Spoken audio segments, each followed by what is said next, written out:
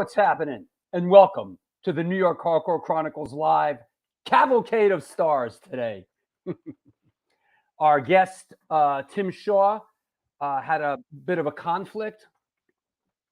We don't need to get into particulars. But so we decided to just open it up. And we got some special guests coming on today. I don't even sweat it anymore. Honestly, it's like, oh, you can't make the show? Okay, whatever. I'll just put the link on the internet and the show will probably be 5 times better than it would have been anyway. And we have some great guests coming on today. So, Hazers Gigs, what's up? Southampton, UK. Right on, brother. Hope you're well.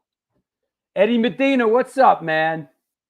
Yo, that turnstile footage.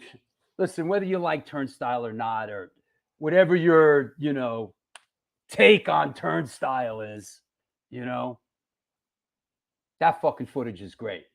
And I was looking for something on some old hard drives, and I came across a bunch of stuff that I shot for the New York Hardcore Chronicles film. 2 cameras at the Bowl in 2015. And I was like, oh, what's this? Turnstile footage. And I was like, oh, what's this? More turnstile footage. I was like, oh, shit. There's also, I have the whole Crumbsucker set and a bunch of other bands. So I'm actually in the process of getting the soundboard recording from that stuff that I'll lay back on it.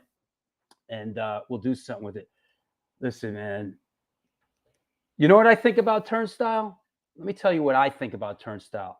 I think they're fucking great. There you go. Good for them. Fucking, they worked hard. Great band. Yes, good. Hey, good show last night, Larry the Hunter. I saw Kings Never Die record release show last night. So there you go. You like them? Hey, Larry, this just in. Larry Kelly likes Turnstile. Yep. Yeah, right. Well, one of the best shows ever was the show where that guy bailed, and Drew put the link out. Listen, today's gonna be. I got some good people. Some people are down. So anyway, that said, speaking of. Hello. I was just thinking about the show when the guy bailed. I can't remember his name right now. I got his wife. His wife is coming on the show. Yeah, and we ended up having that was one. That was a fun Dude's one. Wife. This is Dude's wife. Oh, she better not bail. She's a big deal, man. In her world, she's a big deal. Oh yeah. Like my girlfriend's all about it. She's so stoked that I got her on the show. Christian death. That's big. Hey, did you see that? Yo, did you see? Speaking of Blabbermouth got a hold of that Biohazard footage that I put up and reposted it with a whole fucking article. With the set list and everything. Yeesh. No, it wasn't Phil Demmel. Was it Phil Demmel? No. It was Jatan's husband. Yeah, it was from the Adolescents, Rick Agnew. Yes. Is that right? Your baby squirrel died last week. I feel awful. Listen, Kevin, things die. It's fucked up. That is sad, though. My baby squirrel. I'm not sure. Is that a code for something? Not sure what that means. My baby squirrel died. I think that's like do cocaine now or something. I think that's code. My baby squirrel died last week is like the cocaine's in the mailbox or something. I can't say now that I spent the morning with a half a is dozen. That right? So hey, happy birthday, Debo DePro's wife. Mrs. DePro. Mrs. DePro. The baby squirrels. Lawrence says, Larry, the new band name. Either the baby squirrels or the cocaine is in the mailbox. Cocaine Squirrel. That's the sequel to Cocaine Bear. You went to a show. Was this last night? You sent me some pictures. Yes, I wanted to apologize to Kings Never Die. I would have been there myself, but Ray Hogan and I had tickets to this show, and it was awesome. Don't apologize, bro. Listen, I like. You don't want to hear your apologies, bro. Yeah, here you go. And here's the face to go with that, right? Here's the face to go with that from last night. All right, boom. There you go. All right. Yep. Look at that mug. Yep. I got to tell you, this was the best prong show I've ever seen. Is that right? They were so sharp last night. They were so good. That of course. Prong. They just, you know, the set list. I mean, it was a killer show. They really was. It was. Yeah, there he is, Tommy. Is that right? Ray Hogan says I peed next to him. All right. Okay. Yeah. Oh, Johnny Rock was there. Nice. Yeah, it really was. It was well, it was Death. I always mix them up. It was Dark Angel. Hold on. Hold your horses, bro. Hold your horses. Let me Whiplash. Let me get a Dark Angel. Let me get a Dark Angel shot up there. Here you go. Dark Angel. There we go. I just saw Darth Angel. They played Darth Angel just played before Biohazard at the Metal Fest. Yeah, this was the they were playing the Darkness Descends in its entirety. Yeah, with Gene Hoglan on drums. Yeah, he's a legendary thrash drummer. I mean, I've seen him with Testament. He's a beast. Here's a good one out of the blue. Terrence asks, if SSD plays, will the Mighty CEOs reunite? Oh. The Mighty CEOs. You know what? Fuck those dudes from the Mighty CEOs. They threw me out of the band in 1983. What did you do? What did you do? You know what I did to get thrown out? They were just bitter. They were like bitter because it's like, whatever, man. Fuck them. You know what? The Mighty CEOs are not going to reunite. Yo, fuck those dudes. How's that? Here is another Dark Angel shot. I mean, I'm a forgive and forget kind of guy, but fuck those. That's a nice shot. Yeah, the bass player's got a little Kerry King look going on. Yeah, they were good.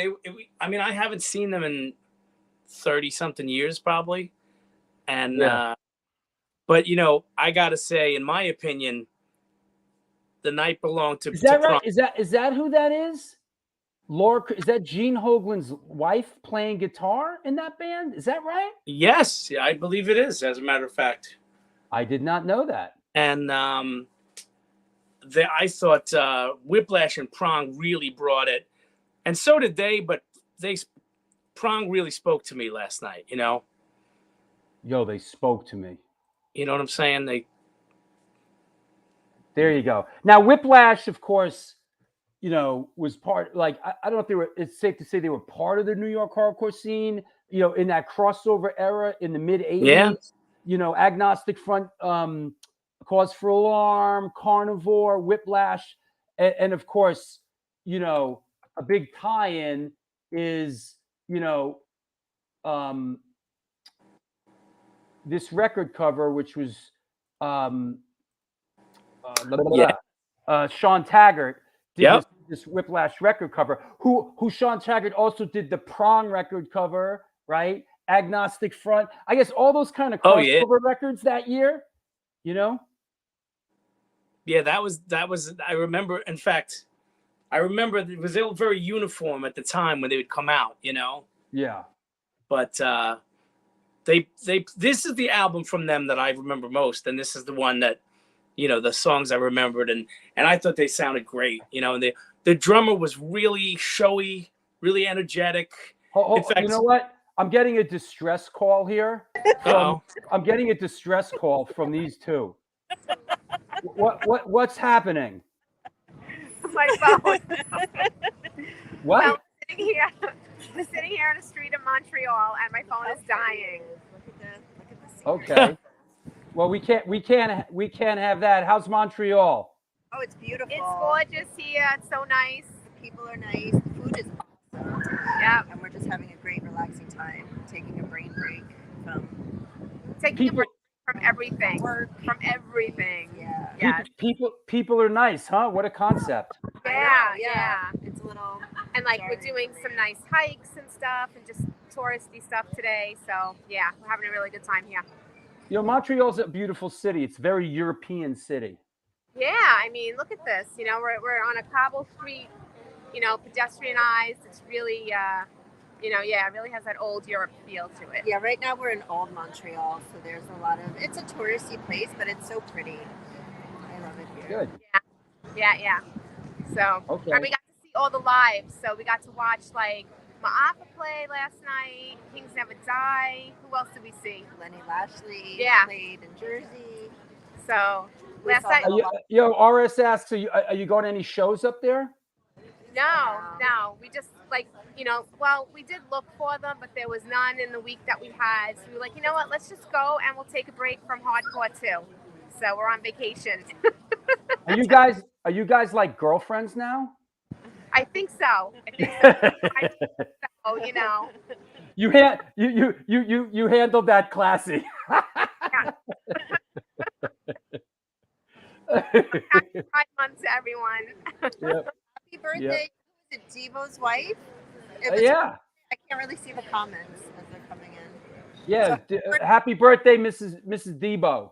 Her name Yes. is Gina. No, Mrs. DePro. This is the pro. Yeah. Happy birthday, Cool. Jenny. And you know, next week is let's bring this guy on. Hold on.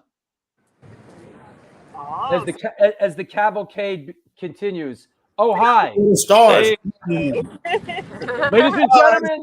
Ladies and gentlemen, boys and girls of all ages, Lenny B from Crazy Eddie and Fahrenheit 451. How's everybody doing? Hey Lenny, hey Sam, I see you out there. Hang in for a bit. I'll bring you on. His phone's dying too. Yeah. stress. Let me ask Happy you, birthday, Mrs. The Pro. Mrs. the Pro. Let me ask you a question, Lenny. Are you Yes. nervous about turning 50? No, I am not. I just did all those fun little tests that you have to do before 50. Uh-huh. You know, the camera up the wazoo and all that stuff. Everything's clean. Everything's good. Right. So, you know, I'm ready for another 50. Okay. Tell us about what's going on Saturday. Hopefully a lot of nonsense. That's what I'm hoping for. Mhm. No, just, you know, it's a celebration of friends. It's, you know, we have Overstand, which is Todd Hamilton, and I played with Todd in District 9. And then Inzaguri, who, you know, got to know very well over the last handful of years, and awesome band. And then I'm doing double duty between Crazy Eddie and Fahrenheit. And this all came about because Michelle basically was like, what do you want for your 50th birthday? You want like a trip, a dinner, blah, blah, blah. And I was like, I want to play a show. And I just happened to be in 2 bands at the time. So I was like, fuck it. So why not torture myself, you know, by playing 22 fucking songs that night? Yeah. Yeah. You know, And it's only $5 and all ages. Yep. and all ages. You know, so it's Maybe you'll be as fortunate as I am with the Bowery Electric shows, and you'll have a bunch of underage kids drinking alcohol in front of the venue and puking on themselves and coming into the venue for the sole purpose of puking in the venue. for only $5. for only $5. But caveat to that is Listen, John hold on. Security. Listen. Attention underage hardcore fans out Oh, there. boy. If you're looking for something fun to do this Saturday, it's Lenny's 50th birthday. You can come and illegally drink alcohol outside the venue, then come inside and puke inside the venue. All are welcome. How was that, Lenny? That's great. I really feel bad because Sean Dixon's doing security that night. Right, And, right. you know Sean, he don't put up with bullshit. It's Right, gonna get ugly right. if that happens. You know what I do now with these fucking kids? I walk around, I go, no puking today. No fucking, listen, you want to go to Lenny's birthday? Puke all you want. I don't give a flying fuck. But listen, my birthday, it just so happens that my birthday is coming up on June 25th is my birthday. Do not come to my birthday show and puke. Do not come to this and puke. Oh my God. What's that? I can't hear what he said. Please don't come and puke at Lenny's show. Oh, don't come. Oh, I thought you, wait, excuse me. I thought you wanted pukers at your show. 100% no. Right. The voice of reason enters the room. The mysterious voice. Right. Hey, are you guys going to play Road Warrior in the beginning and the end of the set, Drew? Yeah. Yeah. I highly recommend that. Yeah. Yeah, we're gonna do Road Warrior. We do in the beginning. We do Road Warrior into Borstal Breakout. Paris is gonna play with us, and we're gonna do a couple Kiss songs and some Bad Brain shit. Yeah, That's fun. yeah, it's gonna be fun. It's gonna be fun. Yeah, we can't wait. Yeah, yeah, I can't wait either. And I just got this in the mail today. Well, What's not today. that? A couple What's days that? ago. The test pressing for the Crazy Eddie record. Nice. Yeah, it's now it's just a matter of playing. Anyone who's put a record out. Play the waiting game with this shit. Tell me about it. It's taken 300 months for the incendiary device shit to get square on fucking Bridge 9 Records. It's still not announced. Yeah, they haven't even given us like a time frame of when it's going to be done. And it's like, okay, I guess. Let me field this question. Drew, is there going to be cake? At my birthday, there's going to be a cake. I don't know. Yeah. I can't say if there's going to be a cake or mine or not. I really don't have the slightest fucking idea. Hey, Serge Kev says, hey, I got my Women of the Pitch shirt on now. Awesome. Yay. Nice. Thank you. Kev, stop stealing time at work. Get back to work, asshole. Paulie Pork Chops vid says, INC, Indestructible Noise Command, has a song called Dry Heave. Lyrics being, your words and thoughts are equal to a fucking drunken dry heave. Okay. Like when you have nothing left in your stomach and you're just puking out bile. We're called the dry heaves. 1, 2, 3, 4. Yep. All right. Very good. Yeah, like I said, last night was a lot of fun though. A lot of young kids were at that show too. Which one? Last night at what the fuck where were we at last night? We were at the Ma'afa, Kings Never Die, Butterbrain show last night. Right. Butterbrain are so much fun to watch live. Yo, let me tell you something. So talented. Fucking love Butterbrain. Love. Did Matty Pasta play with them again yesterday? Matty Pasta is the special sauce in Butterbrain. Yeah, I think so. And you know what they end their set with? That's fucking killer. Is the Bad Brain song? What is it? Eye against eye. I don't want to have to go against eye. Omari watching. Eye against eye against eye. The cover of Fishbone's Ugly is pretty fucking spot on too. I was standing right in front of Larry for, Larry the Hunter. They're good. I like, Butterbrain gets people dancing. They're fun. They're fun. Yeah. Dancing and not, yeah. Go ahead. Sorry, I think baby squirrels. Yo, shouting out. Hoya Rock. That's right. I look extra handsome today from the eyebrows up. I am rocking from the Casa, the one and only Casa de Rock. Oh yeah. It's a Hoya original. And thank you, Hoya. Thank you for sending me a couple things I wear on. I rock your shit, Hoya. I do. Oh, there it is. Kings Never Die. Nice. Yep. Yo, I was actually very surprised. They did something I haven't seen in a while. A very extensive thank you list. Bro, wait till you That's see cool. ours. Wait, let me see that. Let me see if ours is bigger. Let me see. Yeah, it's about right. Yep. That's about right. Like hunting through it, I was like Jesus Christ! I needed a ruler because it's so fucking long. Yeah. Like I What was felt. that? We couldn't hear. Did they thank Jesus? You know what? Did they thank Jesus? You know what it is? You know what it is? It's our debut record too. We're like, let's thank everybody because this is the only time we're going to thank everybody. The next time, no, seriously, the next time it's going to be thanks to everybody who fucking supports us. You know who you are, and that's it. Yeah. But the first record's like, yo, everybody and their fucking mother. Nice looking record. It is. It's all. You guys are thanked in there as well. I mean, everyone on this. I mean, everyone. Did they fucking thank me? Those fucks. Yeah, no, they got you. They got me. They got you. They got everybody in this motherfucker.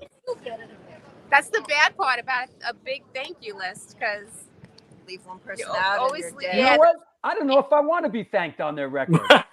yeah, I want an injunction. Fuck those guys. yeah, like what is that? Lumped in with the commoners. Yeah, Hey, listen. Incendiary Device is going to play Boston. Chances are, it looks like when they announced that we're signed to Bridge 9, we're probably going to play one of those things in the Bridge 9 warehouse. Nice. It's going to be but it's going to be like a whole to do. So I love I'll how give you Drew I'll give you the heads up. We are going to be up playing that way. You know, good. Were they it's too late. supposed Larry Hunters, it's too late. I was about to say, weren't they supposed to announce that you were signed to Bridge 9, not you, or? No, they're signed to Bridge 9. I'm not. Oh, okay. So you get fucked again. Oh, I got thanked on the Cropsy shit too. Is that right?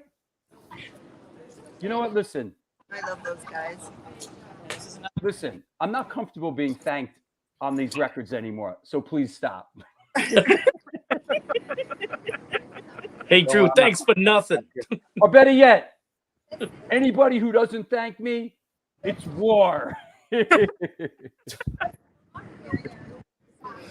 All right. Hey, women of the pit, enjoy Montreal, huh? Thank you. Thank you. Thanks. Be careful. Oh, it's Be coming careful. Walk to the Biohazard shows and also your birthday show. I'll be down both weekends. Listen, don't get taken hostage in Montreal. They're taking a lot of Americans hostage in that third world fucking country, Canada. So be careful. They're not getting us. No, they won't get us. Quarters. We're too quick. Yeah, we're Listen, slick. tell them you're thanked on the Kings Never Die record and they'll let you go. Oh yeah, totally. I'm sure they will. Did All they right. thank Women of the Pit? I What's don't know. that? Did they? They did. They They did? did. They did. All right. Boy, have they no shame. I saw None. my name, but I didn't know if they thank Women of the Pit. Okay, they're off the hook now. All right, I'll see you guys later. Bye, Bye. everyone. Have fun. Bye. Wow, they're done. I mean, they're in a third world country. They're going to be taken hostage. They're going to be sold. They're going to be sold into slavery In a Canadian prison. in a Be like Canadian Midnight prison. Express. You ever They're watch gonna that be show? What's forced that to one? Like listen. Locked Up in Colombia. It's like fuck. Like I went through the airport with an ounce of cocaine shoved up my ass. I got busted, and now I'm in fucking Columbia jail for fucking 20 years. You're gonna have to do Listen, time. man, let me just get something straight. Well, maybe I shouldn't say it on the show. You know what? Fuck it. I'm going to say it. I'm not shoving anything up my ass, especially an ounce of cocaine.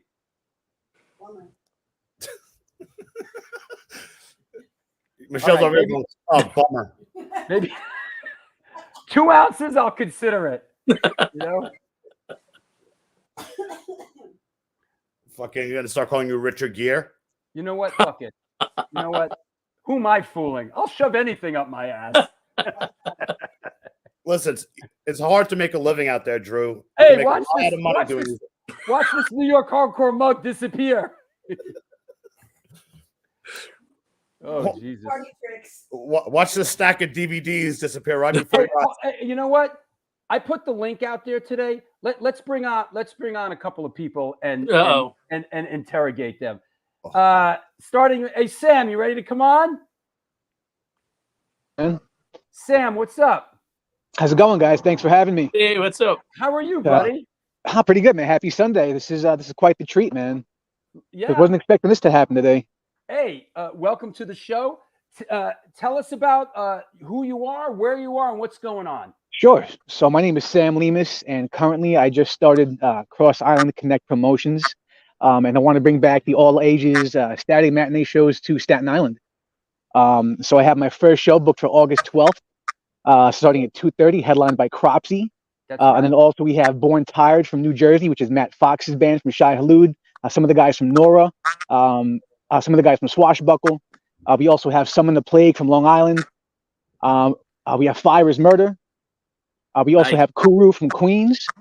Then from Virginia, we have Bend the Knee, who is dropping a banger of an album coming out pretty soon.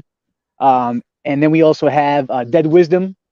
And then opening up from New Jersey is No Quarter. It'll be their first or second show. So we want to do it big for the first show. Just have the kids come out, do some giveaways, and then see how it goes from there, and hopefully we can start something new for the scene, for the youth, I just grabbed the flyer off Cropsy's page. So let's give the flyer some shine. Here it is. Saturday, August 12th. Hallelujah, brothers and sisters. All ages Saturday matinee. And that's really great, Sam. And all I ask is do them on Saturday and don't fucking do them on Sunday when I do this show or my Bowery Electric shows.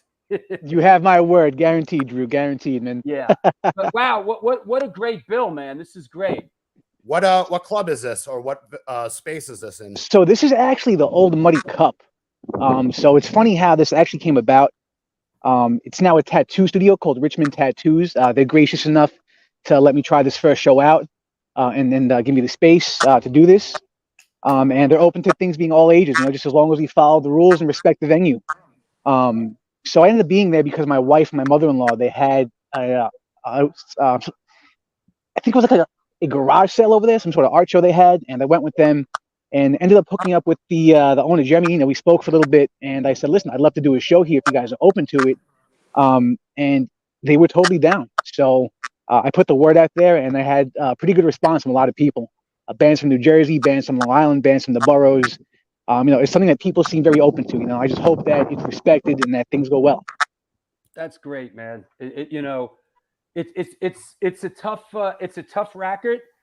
If you're doing just a heads up from someone that's kind of been doing it for a minute, it's all ages, so you can expect a lot of underage kids to come and to be drinking outside the venue, and hopefully not coming inside and puking. But you have to keep an eye out for these things. Absolutely. I'm going to have a guy working the doors, making sure that that's not happening outside, because like I said, I want to respect this place, make sure this can happen for a long time. It's kind of about the place. Like personally, I don't care. Like if kids want to come to the show and drink and puke and like fucking sprawl out on the sidewalk, personally, I don't care. The issue is there's a venue involved, and it hurts the venue. And like, I'm not trying to like police anybody or tell them what they should or shouldn't do. When I was a teenager, I used to come to shows and do the same thing. But when there's a venue involved, and we want it's and having these venues for the music is fucking important, man. And you don't want to lose it over some nonsense, Right. So there's definitely a strict no alcohol policy that we're going to see if we can just. Is that right? Is that say on the flyer? Yeah, actually, it says on the flyer. It says on the flyer, strict no alcohol policy. Wow. So I'm not trying to fuck around either. I want people to respect this venue. This is going to be a new spot that we can do good things for. I want to help continue the growth that Staten Island's been having. I've been seeing a lot of good shows out there, so I want to keep bringing bands out there. Listen, bro. Let me look on my calendar. It's August. If you check 12th. on my Instagram page, you see the new updated flyer as well. I actually have a nice little picture of the bridge in the background. And it says again, no alcohol policy on there. Ooh, How big is this? I want to ask you. August 12th. Okay. You can probably hold about maybe like 150 people, I'd say max. It's kind of comparable to Amityville Music Hall, I'd say. Okay. That's cool. So I would say it's a space like that. They kept the sound intact and everything. I'm actually going out there to check everything out in 2 weeks to make sure everything is working. See if I can get the show backline to make it easier for the bands just to go in and out. Yeah. So to me, it's important to have things easy. And just so people can have a good time, just come have a place to hang out. There's a restaurant around the corner. It's going to be serving food all day. I think Drew can attest for this. That's a one pet peeve I think we all have when we go to these shows. Fucking everyone brings gear and they stack it down the side wall or some bullshit. Freaks me out. And it's like, yo, I'm seeing people step on guitars, amps, things, and like dropping beer, fucking. You're right, Lenny. This is it is. I don't. You can call it like a pet peeve, but like part of what we do with the Bowery Electric is I just have this thing about when I go to shows and on the dance floor there's like a bunch of equipment and shit, and like I can't stand that. So I like it too, at the Bowery Electric, with the help of Larry Kelly and the other guys, we backline it. And I try to make sure, to communicate with the bands. And no matter how much you communicate with these fucking guys, there's still always that guy that shows up with a cabinet and a head. And it's like, what is this? Didn't you get the email? But listen. I've seen you lose your shit out. Is that your shit on the floor? Yeah. Is that your fucking, why is it on the Whose floor? is this? Whose is this? Whose cabinet is this? Yeah. First time going back a couple years, Steve Gallo showed up with a bunch of shit and I just bawled him out. Like I just lost it on Steve Gallo. Man, me and Steve go way back, man. I know Steve for a while. Yeah. That's great. Funny, man. Staten Island needs it though, because Staten Island has those like little things where like they have a bunch of venues and they all have nothing. And then I'm sure Drew remembers Wave Street. Yeah, sure. For a long time, you had Wave Street do a lot of shows, and then, what they do over at Mother Pugs and everything else. But, Staten Island's like foreign to me, though, to be honest with you. I know they have a scene out there. It's like the Forgotten Borough, man. They say it's the Forgotten Borough. So, I want to see if I can bring some strength back to it. A lot of good bands. One more time, it's Saturday. All ages matinees are returning to the borough of Staten Island. Cross Island Connect Promotions, Sam Lemus, August 12th. Cropsy's headlining with a bunch of other great bands. Sam, I give you my word. If I am in town and I can make it, I will come, and I will not only that, but I will bring my posse with Velocity. And I would love to see you guys. That would be great. That'd be great. Thanks for stopping by, Sam. Anybody you want to shout out? Yeah, just shout out to Cropsy for helping me out to promote this a lot, and then just getting on board with this. It's been huge, and to all the bands that want to be a part of this, man. So thank you guys as well. Drew, Steve, and Lenny, man. Thank you guys. Have a great Sunday. And Sam, we'll continue to push it on the show. We'll make it happen, brother. Sounds great. Thank you so much, because I appreciate your time. Have a great weekend. You too, Sam. Take care. Bye-bye. Staten Island road trip coming up. Hey, we made a new friend. There you go. Listen, the scene wouldn't be bad if it wasn't for these fucking kids. Get off my lawn, you kids. Stop puking on my shoes. You know what? Where? Let's go back to this for a second. Oh boy.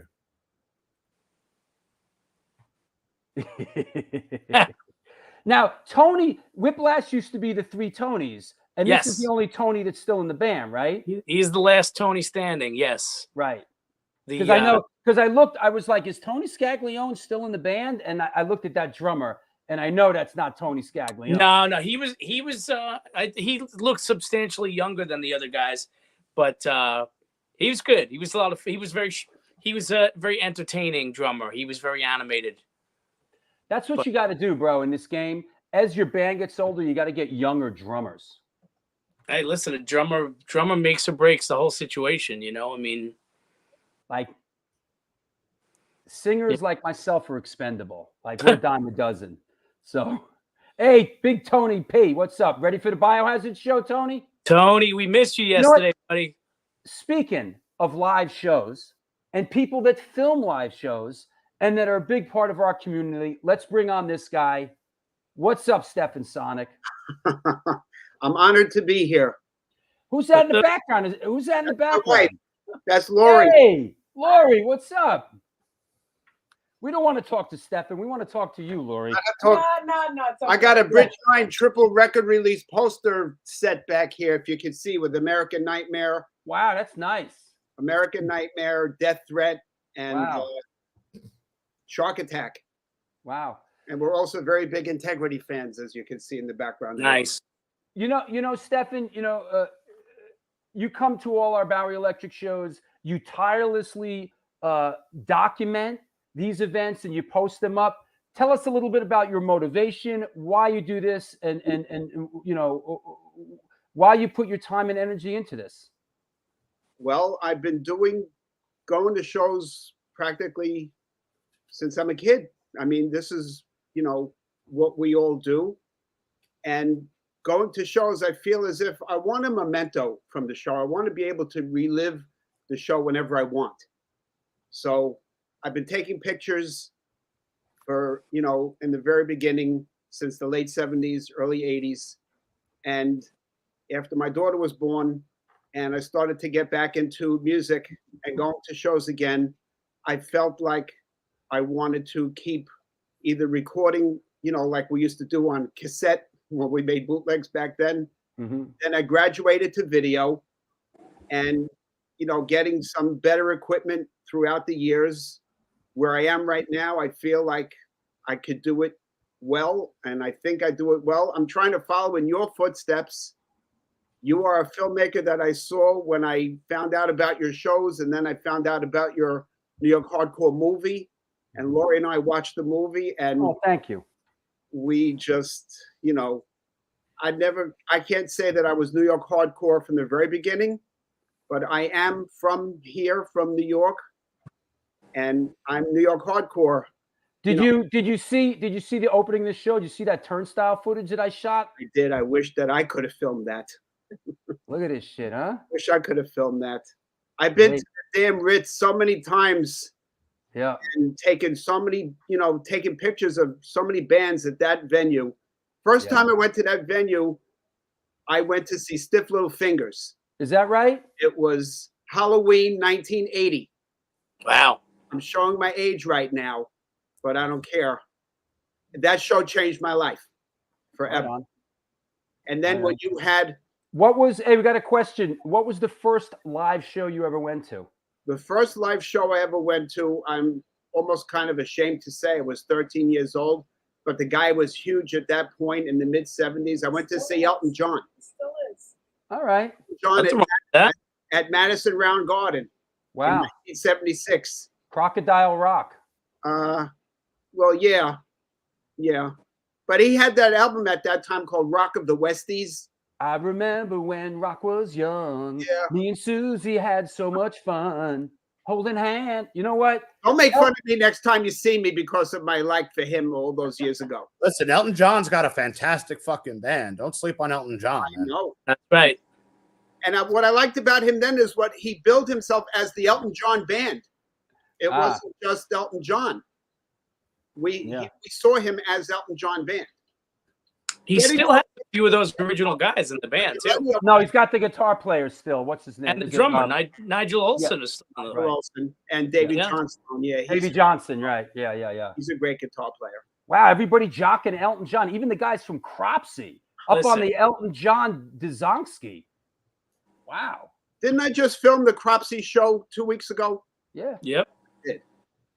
Drew's more of a Billy Joel guy than an Elton John guy. You know what? I didn't want to tell that poor bastard that came on, the new promoter, that Cropsey's playing his inaugural show, and like people are going to probably destroy the place. I didn't really have the heart to tell him that, you know? That show is going to be amazing. I got to make sure that I get out there that day to film that show. Ryan Bland from Egg. Look, everybody on the Elton John. Yep. Wow. Yeah, look at what I started. Wow. Looking forward to seeing Ryan in the park next week with Ake. What did you know what? Listen, I'm not like the biggest Elton John fan. I don't loathe him like I do Billy Joel or Styx or Phil Collins. But you know, all that like Elton John shit, like I'm still standing. Like, like, come on, you know, like yeah, that's the later stuff though. Yeah, you took the classic, like at that point, Goodbye Yellow Brick Road. That's a fucking great record. That's incredible. Funeral for a Friend. That's amazing. So goodbye, Yellow Brick Road, where the dogs of society howl. Yeah. Listen, you know what? You know it was a great like movie scene is the scene in Almost Famous when they pick up dude who was like partying the whole night and they get on the bus with him and the music's playing, and then the Elton John, I think it's time, isn't it? Tiny Dancer. Yeah. Hold me closer, oh God, that scene. Oh God. Yeah. Oh, Everybody was mad at each other at the time, and by the time they all feel better. that scene almost brings tears to my eyes now. Like if you've ever been in a band and you've ever been on tour and you've ever fought with the guys, like you can relate to that scene, man. And not even if you've just been in a band, but fuck, man. Elton John, when fucking Quaaludes and fucking shag carpeting was popular. That's right. Lenny, can we talk about the Fahrenheit 451 show? Are you coming? Yeah, I'm coming. Come on in. I'm bringing her with me. It's going to be her first afternoon show that I've ever took her to. All right. Listen, Very nice. we'll make sure to target her, and we'll have all the crowd killers make sure they target her. Okay. Fahrenheit does not condone crowd killing. We're not that type of band. Right. No, but I'm still looking forward to that show. And Oh, when I did Crazy Eddie, like last month, I really enjoyed that as well. Thank Hey, you. listen, I got to tell you something. Michael says, I'm waiting for one of these dudes to say Culture Club was really, really good. Yo, let me tell you something. Culture Club was never really, really good. And like, yeah, that shit's like, ugh. Can we talk about that show you did for a minute with Richie Stotts? That was a great show. That was a great show. I was very happy to be able to contribute to that show as well. Richie Stotts is a beloved figure, and he was a great guest, you know? That band changed my life. Once I heard them before I went to the Stiff Little Finger show, that was it. Plasmatics. What do you mean you're bummed you missed Waste Fest today? Waste Fest is not today. Next week. It's A next week week. from today. It's next week, John.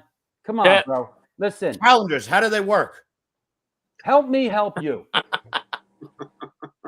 Tune in to the New York Hardcore Chronicles Live where you get the latest. Hey, what was the first show you filmed?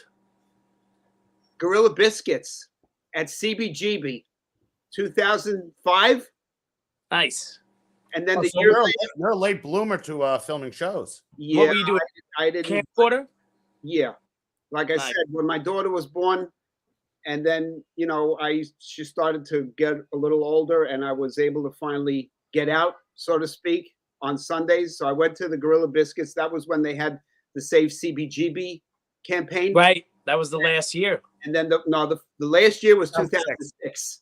Yeah, 2006 was the year they closed. Right, but I saw them first in 2005 with Black Train Jack. Yes. And then the following year they played with Bold. And when they played with Bold, it was Tom Capone and Ray Porcel. Yep. Together. And when Ray was there, I'm like, what the hell is he doing in this band? I didn't know he was playing live with, Bold. Did you get any Black Train Jack footage? No. I wish I did. Stefan, let me ask you this. Is your daughter into the music? My daughter, she likes some of it. I mean, she doesn't live with us anymore. She lives out west. She kind of likes bands like Lamb of God. And All right, it's in the same wheelhouse, sort of. Yeah. I tried to steer her in the right direction. I tried my best. Right on. Hey, Stefan, thank you. Anybody for coming by. Of course, we consider you part of our A7 Bowery Electric family. It feels right when you're there. Anybody you want to shout out? Just Drew Stone, I guess. Listen, everybody I don't know if you got the memo. I don't know if you got the memo, but I'm not accepting thank yous anymore. I don't want to be thanked on anybody's record. I watched. I was part of the show from the beginning. That's right. If nobody wants to thank Drew Stone for all that he does for this scene, then there's something wrong with them. Oh, stop. Listen, the more people thank me, the more people hate my guts. So there you go. I'm just waiting. I'm waiting for the Incendiary Device record to drop because when I saw you guys play, I was very impressed. And I've been doing this for a very long time. And for me to say that a band impressed me at this point, it's something special. And I know that you guys got something special right there. Well, thanks, man. I appreciate it. We're really excited about the record. It sounds great, and it'll be happening. It'll be happening soon. So, all right, Stefan, we'll talk to you soon, brother. Thank you. Okay. Thank you. And Mrs. Sonic, we look forward to seeing you on the dance floor. Is it next on Saturday, right, Lenny? We'll be there for the Fahrenheit 451. All right, we'll see you then. Come up and say hi. I will. Take care. I will. Bye-bye. Bye. Kids, send in that hate mail. Drew Stone, P.O. Box 2234 at FDR Station. Listen, the more people that thank me, the more people hate my guts. So, God, whatever, so. Is it better to be hated or loved? That's right. I'd rather be hated by many than loved by few. Listen. My fucking goldfish hates me. My dog hates me. God. Fuck. Hey, Brenda, how are you, dear? Wow. Good to see you. Stefan, he says, thank you for having me on the show, or should I say no thanks? Hey, Johanna, good seeing you last night. Wow. It must be a slow day for you if you're watching this show, Is that right? Where's Tree playing? Listen, John, John's the guy who thought Waste Fest was happening today. So he's saying Tree's, I can't wait for Tree later this month in Brooklyn. I wouldn't be surprised if it's 6 months from now. Didn't Tree already play in Brooklyn? I think they are playing again. I think I saw a Didn't flyer. that show happen? Larry knows. Larry Kelly. Larry, chime in. Can I get Paul McCartney today? Well, I'll give you a clue, okay? There is a Paul coming on the show today. Here you go. Ooh, which Paul is it? All right. Paul Simon. There's a Paul coming on the show today. I'll leave the rest to your imagination. So, Larry Kelly says he's at Bridge 9 right now pressing the Incendiary Device record. Chill the fuck out. Good Lord. Tree is playing in Worcester at Ralph's. Okay. Paul Simon. Let's get Paul Simon on the show. Like, hey, man, he'd be an interesting guest. Paul Simon married, didn't he marry Edie Brickell for a little while? That's right. And she was I beating him think up. they're still married. I think they're still married. Yeah.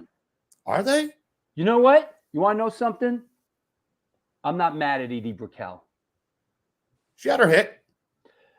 They did that video when I was the stage manager at 3G Stage. What was that one? What I am is what I am, right?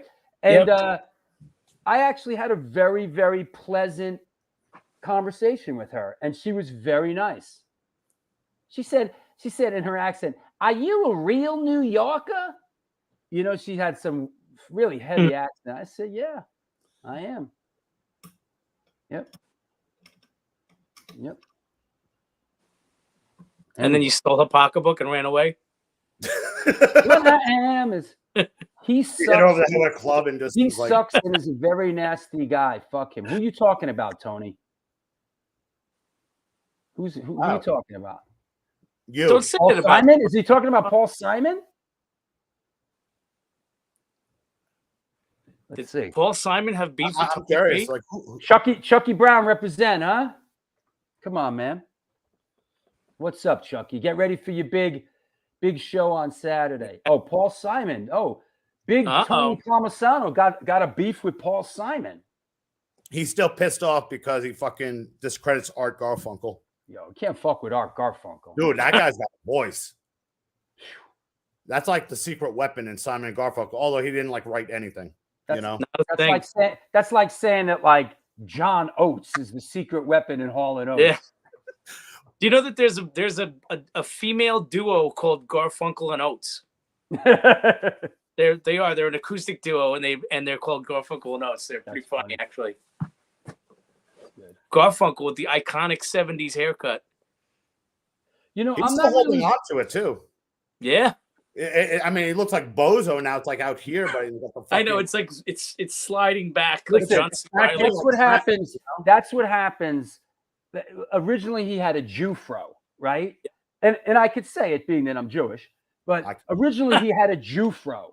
And what happens when the Jewfro recedes is you're left with sort of like a Bozo the Clown, or what's commonly known as a Art Garfunkel. What was the movie that they gave that to Sean Penn in? Was that? Oh, wasn't that the Falcon and the Snowman? No, it was Falcon and the Snowman. Scarface? Carlito's Way. Carlito's Way. Carlito's Way. He had the total Garfunkel in that. Oh, yo, come on. I got to shout this dude out. Stop it right here. Don Foos, what's up? Don Foos is coming to town. He's playing my birthday bash, One Life All In, featuring the one, the only, the incomparable Don Foos. Revenge Beast with our friend Mark Rizzo that was on the show last week. Concrete Ties and In the Ivid. Are you sure you said that right? I don't know. I say we had a long discussion about that name one day. I say it different every time, you know. So, Don Foos, get ready for Don Foos coming to town, man. Hey, shouting out Al Burrell. Al, what's up, Al? What's happening? How you doing, Al? Yeah. Hey, Al, I hear that I hear in SSD Control News that after many, many years, Al reconnected with SSD second guitar player, Francois, which is a guy, he was one of those guys like, whatever happened to Francois? I don't know. We can't find him. Like one of those guys. Like, and I guess they found him after all these years, you know? So who knows what this could mean? Is that right? He says it was awesome. Yeah, I bet. It's nice when you reconnect with old friends and it's like, you know. Listen, Francois played on my favorite hardcore record of all time, SSD Control, Get It Away. People ask me, what's your number one hardcore record, Drew Stone? Get It Away, SSD Control. Yep. Hey, Al Brielle, when's that SSD reissue coming out on Trust Records? Yeah. Answer that back, because I've been dying for that fucking thing to drop. I think it's happened. Their book is happening too. Yeah, I know that they've got the proofs for the book. I saw that. Yeah. I've been dying for that fucking SSD record to get reissued. Al, if you feel like getting interrogated, I just put the link. In the chat room. Oh boy.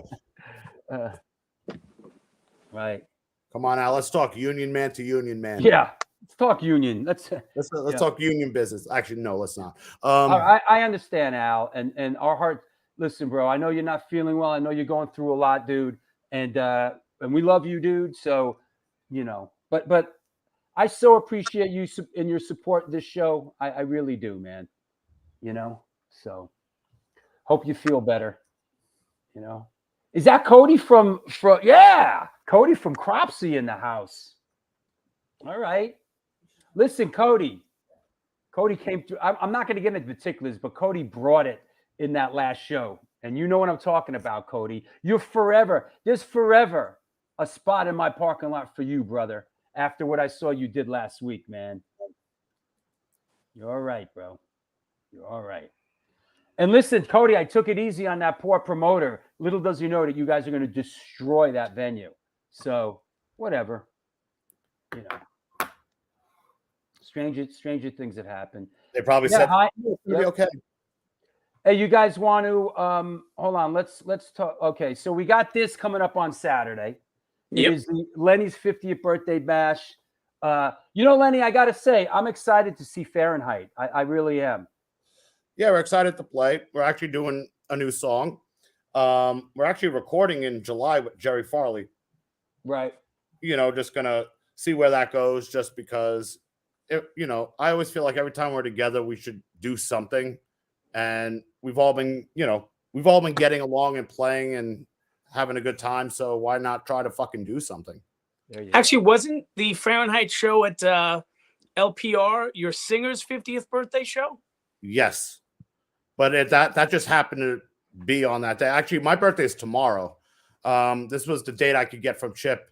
So I was like, you know what? I'd rather have it actually after my 50th birthday and then, you know, Like I Nice. could have booked.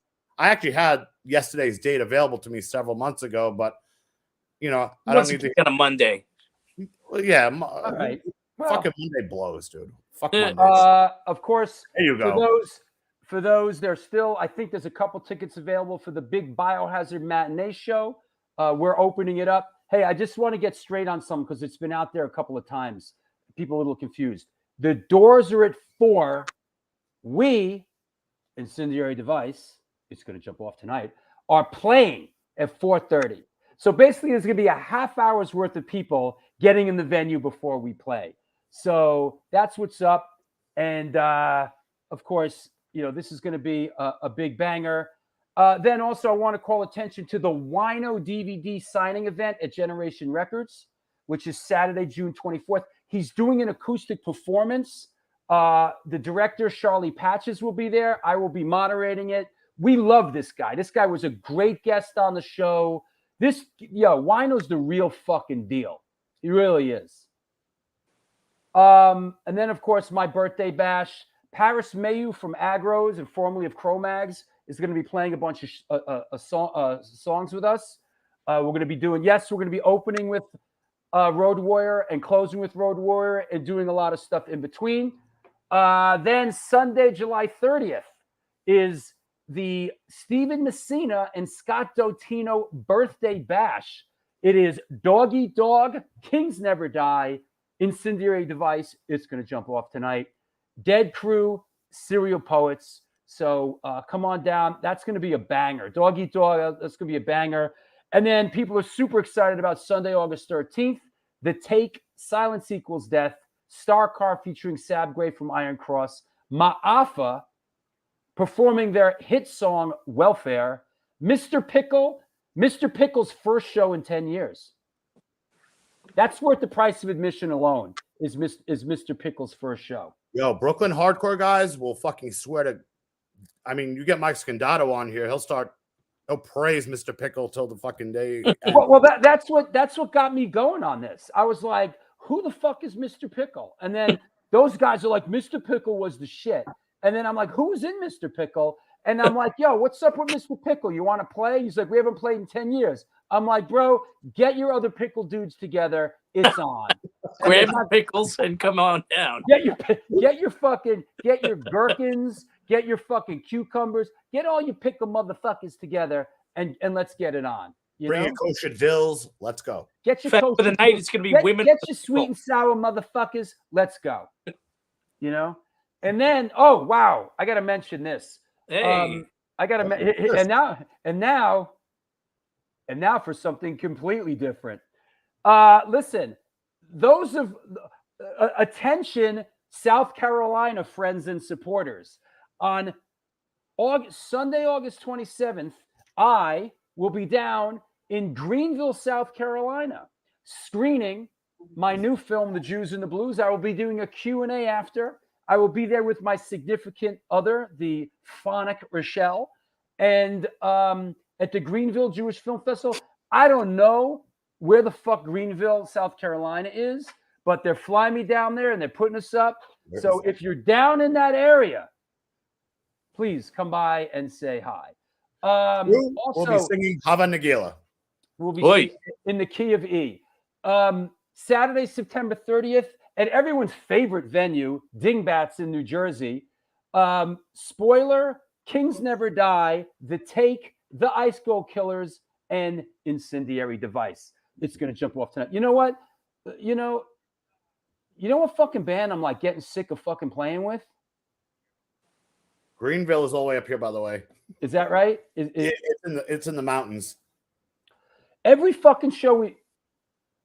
Wow. I hope they don't fucking. I hope they don't come after me, try to lynch me down there. So who are you sick of playing with? Yo, I'm sick of playing with Kings Never Die. All we fucking do is play with that fucking band. Listen. If you have a band, I'm begging you. If you have a band, can we play with you? Because all we do is fucking play with Kings Never Die. And you know what? Available now. Listen, I don't give a fuck if they thank me on their record.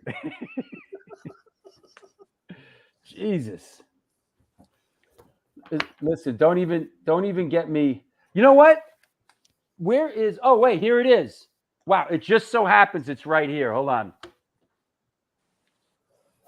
While Drew is doing that, I will read the entire Kings Never Dies. No, listen. This is the incendiary device credits, right? And thank yous, right? The thank yous start here, continue here. All right. So I think we got them beat, right? I would say you're on par. Speaking of long thank you list, did you ever see the Born to Expire Leeway thank you list? I don't remember it. It was probably half of this in this type of, Right. except a handwritten style font, which was impossible to read. That's it. Where you start going blind after like 3 lines. And nobody reads that shit anyway, Everyone just looks to see if they're thanked. Yep. Listen, Larry the Hunter, don't put us on any more of your shows. This, no good. No good. Hey, that said, we're going to take a break here, and then we're going to come back with our Paul guest of the day. Anybody you want to shout out, Lenny? No, just I'll see everybody Saturday. Fucking Yes. Come on down, have a good time. It's about community, it's about friends, it's about family. And no puking. And no puking. Enjoy your final day of the 40s. Yeah. Yeah. I think I'm gonna go out and take a walk before ARP comes knocking at my fucking door. Talk to you later, Lenny. All right, Thank gentlemen, you. thank you. All right. You know what? I'm coming to fucking Lenny's show, and I'm gonna fucking projectile vomit like fucking Linda Blair and the motherfucking Exorcist. I'll be, So Everybody's going to throw up on their floor. I'm gonna like do one of those teenage pukes where you puke so much it's like coming out your nose and all that. Like, Do you know what syrup of Ipecac is? who? It's a syrup they give if you swallow something bad. You drink this stuff and it makes you vomit. In the 90s, I have some friends that would call themselves the Vomit Brothers. They would wear like jumpsuits and masks. They would go and eat White Castle, and then they go to public places, drink this, and film themselves vomiting. And they were called the Vomit Brothers. Is that Years right? She before said, Slipknot. Johannes, Look. it's an emetic. What is that? An emetic? I don't know what that is. An emetic? Makes you throw up. Oh, is that what it is? An emetic. There's a band name for you, Emetic. We are emetic. All right. Anybody you want to shout out? No, I'm good. You know what? I'm going to shout out. Somebody asked about that mask in the background. Is that a Phil Anselmo mask? Are you talking about my angry Abraham Lincoln mask? Oh, it's an Abraham Lincoln mask. It's a very disappointed looking Abraham Lincoln. Oh, we thought it was Phil Anselmo. No. That's All a right, great mask too. It's really well made. I'll talk to you in a bit. You got it. There you have it. This is the one, the only New York Hardcore Chronicles Live. Absolutely freestyling it today. After a word from our sponsors, we will be bringing on our guest, Paul, for the day. Since 1992, Generation Records has been a mainstay of the New York metropolitan area music scene. Today, they offer a diverse selection of new and used rock, jazz, indie, hip-hop, punk, hardcore, metal, blues, soundtrack, and reggae LPs, as well as t-shirts, posters, and other merchandise. They buy used record collections and music memorabilia and will pay you top dollar for them. House calls made for large collections in the tri-state area. Call or email generationrecords@gmail.com and follow them on Facebook and Instagram.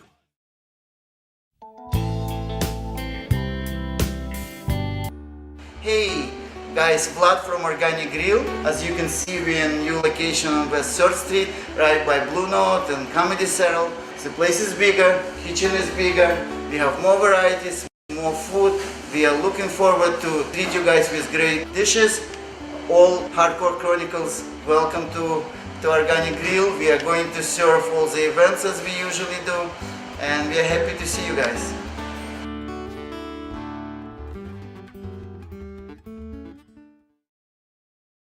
Peace. What it do? Welcome to NYHC Comics at 117 Main Street, Dobbs, Surrey, New York. I'm Debo the Pro with my homie Lee Farley. Welcome to the spot.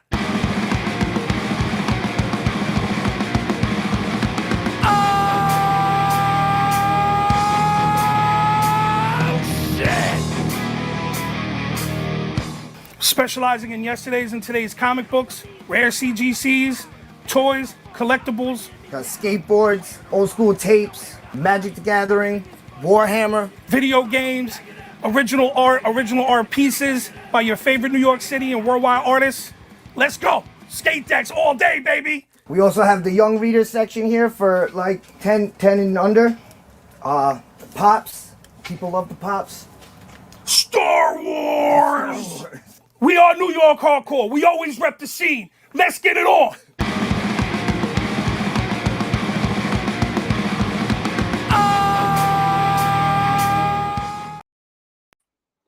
There you have it. This is the New York Hardcore Chronicles Live. And we are winging it today, which is usually the best shows that we do. Want to mention that there is a Patreon page. And that's how you can support the show. There's also a super chat function. There's also some fucking merch you can buy. Please support the show. Support the show that supports you. That said, let's clear the deck. Well, let me get rid of all this crapola. Ladies and gentlemen, boys and girls of all ages, guest Paul for the day. You know him, you love him, Mr. Paul Barra. What's happening, man? Hey. What's going on, Drew? How are you, buddy? All right. Ain't sweating too bad today. It's cooled down, thank God. Did you see these kids doing some Sunday matinees in Staten Island? I'm not in Staten Island no more. They can do whatever the hell they want on that rock. I know, but you grew up on Staten Island a little Born bit, and right? raised. I moved when I was young, but then we moved back when I was a teenager. Yeah. My family did anyway. So yeah, my got family out there, my mother's side or whatnot, and I got my brother and my nephews out there. But Staten Island's always a weird place. It's I mean, we played out there a couple of times, like Wave Street and Pug Villa and some other places and whatnot. And we did the Pug's place, and we did the place where the guys having the show. Oh yeah, and when it was the cup or whatever. The cup, yeah, it was a benefit for the hurricane. And all that. We played out there, and when it was the cup, I tell you, that was great because it was a quarterly shop like in the front or whatever, and the venue was in the back, and then the bar. But when you walked in the place smelled like pancakes. I don't know. It was the best smelling venue I've ever played. Honestly, that's funny. That's funny. In Staten Island, it is what it is. You know what I mean? We're a breed unto our own. Yep. And there's like I've said it once, I've said before, there's a reason why when they have the New York Marathon, the people are running away from Staten Island and not towards it. Yeah, it starts right. That's the starting point right there at the Verrazano. Yep. Fucking Verrazano's like, I think it's like $25 to get over. It's ridiculous. I mean, how the fuck, man? I don't get it. I mean, the bridges coming in from Jersey ain't that much cheaper either, you know? And you know, people are fucking pissed because they're about to pass. They're trying to get this congestion pricing thing, you know, in New York City. So people are gonna, have to spend, what could be up to $23 to just come into the fucking city. Yeah. Anyway to screw you. Anyway to screw you. That's what they do. Michelle asks, "How are the turtles?" Tortoises, but tortoises are turtles. Actually, they're the same genus. They're fine. I just changed out their substrate, cleaned out their whole the pen, whatever that I have them in, and they're good. They still hate me. They just want to bite you. That's what they want to do to you. You come, they hide in the little hides, and they're all relaxed and quiet. I walk by that thing, and they storm at me like, you son of a... They just want to bite me. That's what they want to do. But they're doing good. They're doing good. Robert Hogg says, "Hi, Paul. Hope all's well. You guys are coming back to Glasgow in July. Is that right?" Yes. Yeah, we'll be in the UK and Europe for the whole month of July. Pretty much. Yeah, it's going on. How many shows? I haven't done a long one like that in quite some time, but got to work, got to do something. How many shows?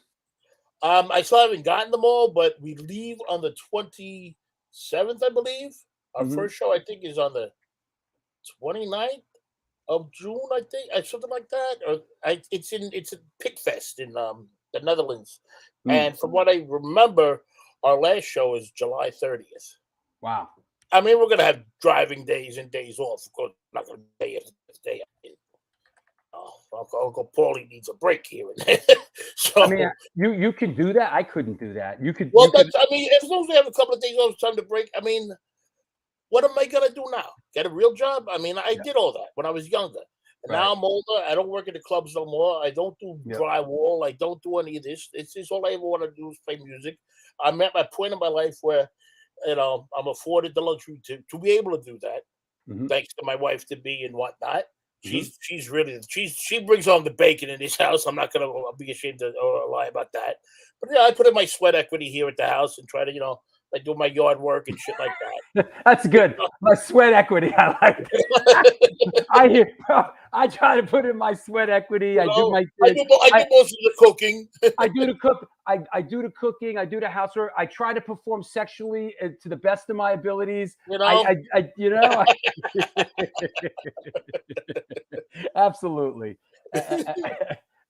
Absolutely. Like I know I couldn't hold up on that like day after day. The last time we went, it was in we were over there in October and November for we did 23 shows in 23 days. Wow.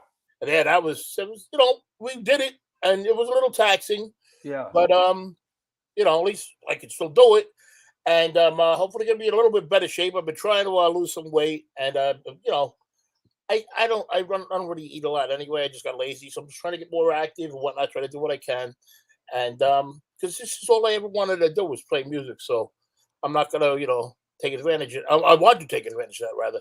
I don't want to abuse that privilege, honestly.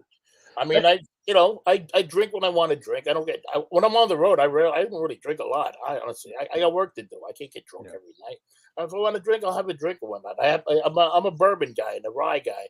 Right. I sip it at home in my glasses, my fancy little glasses, and watch TV or whatever. I don't get loaded. I'm gonna sit there, sticking coke up my nose. Although I do like the cocaine, but I try not to do too much. Try not to do too much. Try to use it in moderation. You know what I mean? Don't be a jerk about it. You know what I mean? There you go. Are there any places when you have like an itinerary like that you see in Europe and go, oh, I fucking love that place. I'm really looking forward to. Are there any like places that really for you? And I know you've been over there many, many, many times through the years. Yeah. Is there any kind of place you go, oh yeah, we're going back to? Well, I always love Berlin. Oh yeah. Berlin's probably my favorite city in all of Europe. Sure. I love Berlin. Just the feeling of being there, and I have a lot of great friends there who I love like family. And I spent was lucky enough to be able to spend some time there in the past, like a week or two or whatnot, or stay over after a tour and everything. And Berlin, I love playing there. I love just hanging out and whatnot. Especially, it's like there's something about the bars over there. A lot of people they roll their own cigarettes, they roll their own tobacco. Schwarzenkrauser is one of the tobaccos. And there's something about the smell of that. You walk into a bar and you smell the booze and the beer that's spilled on the floor over the years, and the smell of that tobacco. It smells like walking. It's like, okay, I'm home. You know what I mean? It's like you just feel good, because it was like back in the day or whatever. Every time you in the early '80s, when you walked into a venue, a club or CB's, and you smelled the piss of the beer and all that, and even if you smoked reefer or not, you smelled the reefer, and you knew okay, we're here. You know what I mean? That's one of those smells that I'll never shake. Is that smell when you first walk into CB's? Yeah. I'll never. And the sound. Oh, of course, yeah. The sound of the thud, thud, thud down at the back of the cave, you know? Yeah, exactly. Yeah. Exactly. Yeah, I missed that. Yeah, Paulie says like the 80s with the dust smell. Yeah, the smell of Oh, dust. God. Yeah, Thank God I never smoked that shit. I had enough problems in my head. You never smoked dust? Never smoked dust. I'd watch my friends do it. I was like, you know what? I got enough problems. I never smoked dust either. Never wanted I never smoked dust. I never huffed glue. Never have glue either. I just thought that was ridiculous. Yeah. I just thought that was silly. When certain people started doing that over here, I was like, "What the hell are you doing?" Like, you know, I mean, yeah, I like English punk rock too, but yeah, you know, we'll make us all booting dope next. You know? Yeah. Oh, there you go. Our friend and supporter Robert Hogg up in Scotland just sent me the shot of you and him. I guess going back a couple years. So yeah, we'll be up there. We'll play it up there at the Audio or Stereo, whatever the name of the place is. Yeah, and we've only played Scotland once before. That was a couple of years back. So yeah, going back there in Glasgow. Are you doing Edinburgh? Nah, we're just doing Glasgow. We're doing right. 2 days in Dublin, and then we go to Scotland for Glasgow. Yeah. I remember when we flew over there from, I guess from England or wherever the hell. Yeah, when the last time we went to Glasgow, and I mean, I'm used to accents, especially like English accents and stuff like that, from like growing up watching Monty Python and stuff like that, and listening to English punk rock and everything like that. Scotland, whoa, hello. Yeah. When we were at the airport and I'm at the ticket counter, getting my ticket and talk, the woman starts talking to me. She might as well been speaking Swahili. Yeah. I mean, she's like, you know, I'm like, just.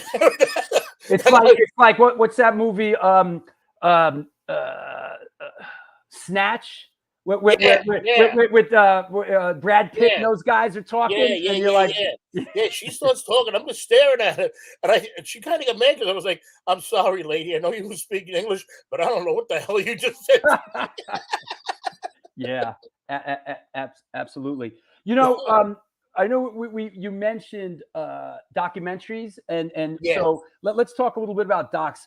What are you watching? What are you trying to watch? Anything ringing your bell? Well, I love a good documentary. Recently I haven't really seen like a lot and everything. There's somebody that I missed out on. And you know my problem is like I watch all these documentaries. I'm like, okay, I want to watch this, and I'll watch it. I'll like it, and I forget the name of it. Then I'm trying to explain to people, and no, it's about this, and they're like, well, what's the name? I don't know. Do you have Netflix? Oh, like we got all the streaming services. We got to. Oh, Jesus! Watch Chimp Empire. I may have seen that. I know I watched it's a 4-part thing. It's like chimps. It's really good. Really good. Yeah. Okay, I'll check that one out. I watched a little while ago. Well, actually, it's quite some time ago. Jesus Christ! God Knows Where I Am. I don't know. That's a heartbreaker. What is it? God Knows Where I Am. That's a. Basically, there was this old farmhouse, and they went in, and they. Is it a true? Is it like a real doc? Yeah. They went to this farmhouse, like whatever. I don't know. It was for sale or whatever. They walked in, and they found basically like a mummified body of a woman. Oh my! Surrounded by like apples and stuff like this, if I'm not mistaken. Right. But the thing is, she had kept the diary while she was there, and it was this woman who, if I'm not mistaken, so it's quite a while I seen it. She was suffering from dementia. Oh, I saw this. I saw this doc. And she lived in the house, and she survived on the apples. She survived. It was like in Massachusetts. Somewhere. Yeah. I thought that was crazy. Yeah, that's a heartbreaker of a one. Yeah, that one. You know, that one's disturbing because she was suffering from mental illness. Yeah. And she was alone, and she like lived on apples for like waiting for them to come with the supplies, or the people that didn't exist or died so many years ago. It's like I'm a good for stuff like that, like The Bridge, about the people jumping up like that's another one. Yeah. And I'm like, you know, hey, did you see Wild Wild Country? I want to say yes, but I can't remember. So, like I said, it's about the Rajneesh cult in the 70s.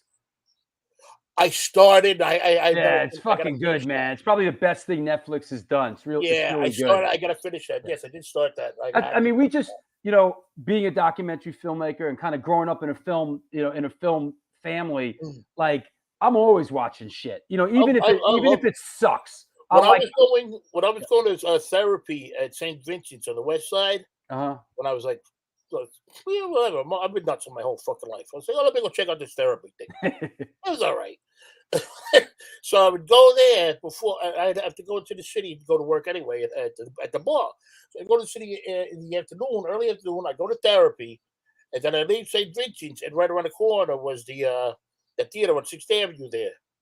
The IND theater or whatever the hell it is. Oh, right on 4th Street, right where the basketball courts. Yeah, across the street. Yeah, they call it the IMC theater. IMC, yeah. And they always had a documentary or something going on. I would get out of therapy and walk over like, oh, what do they got today?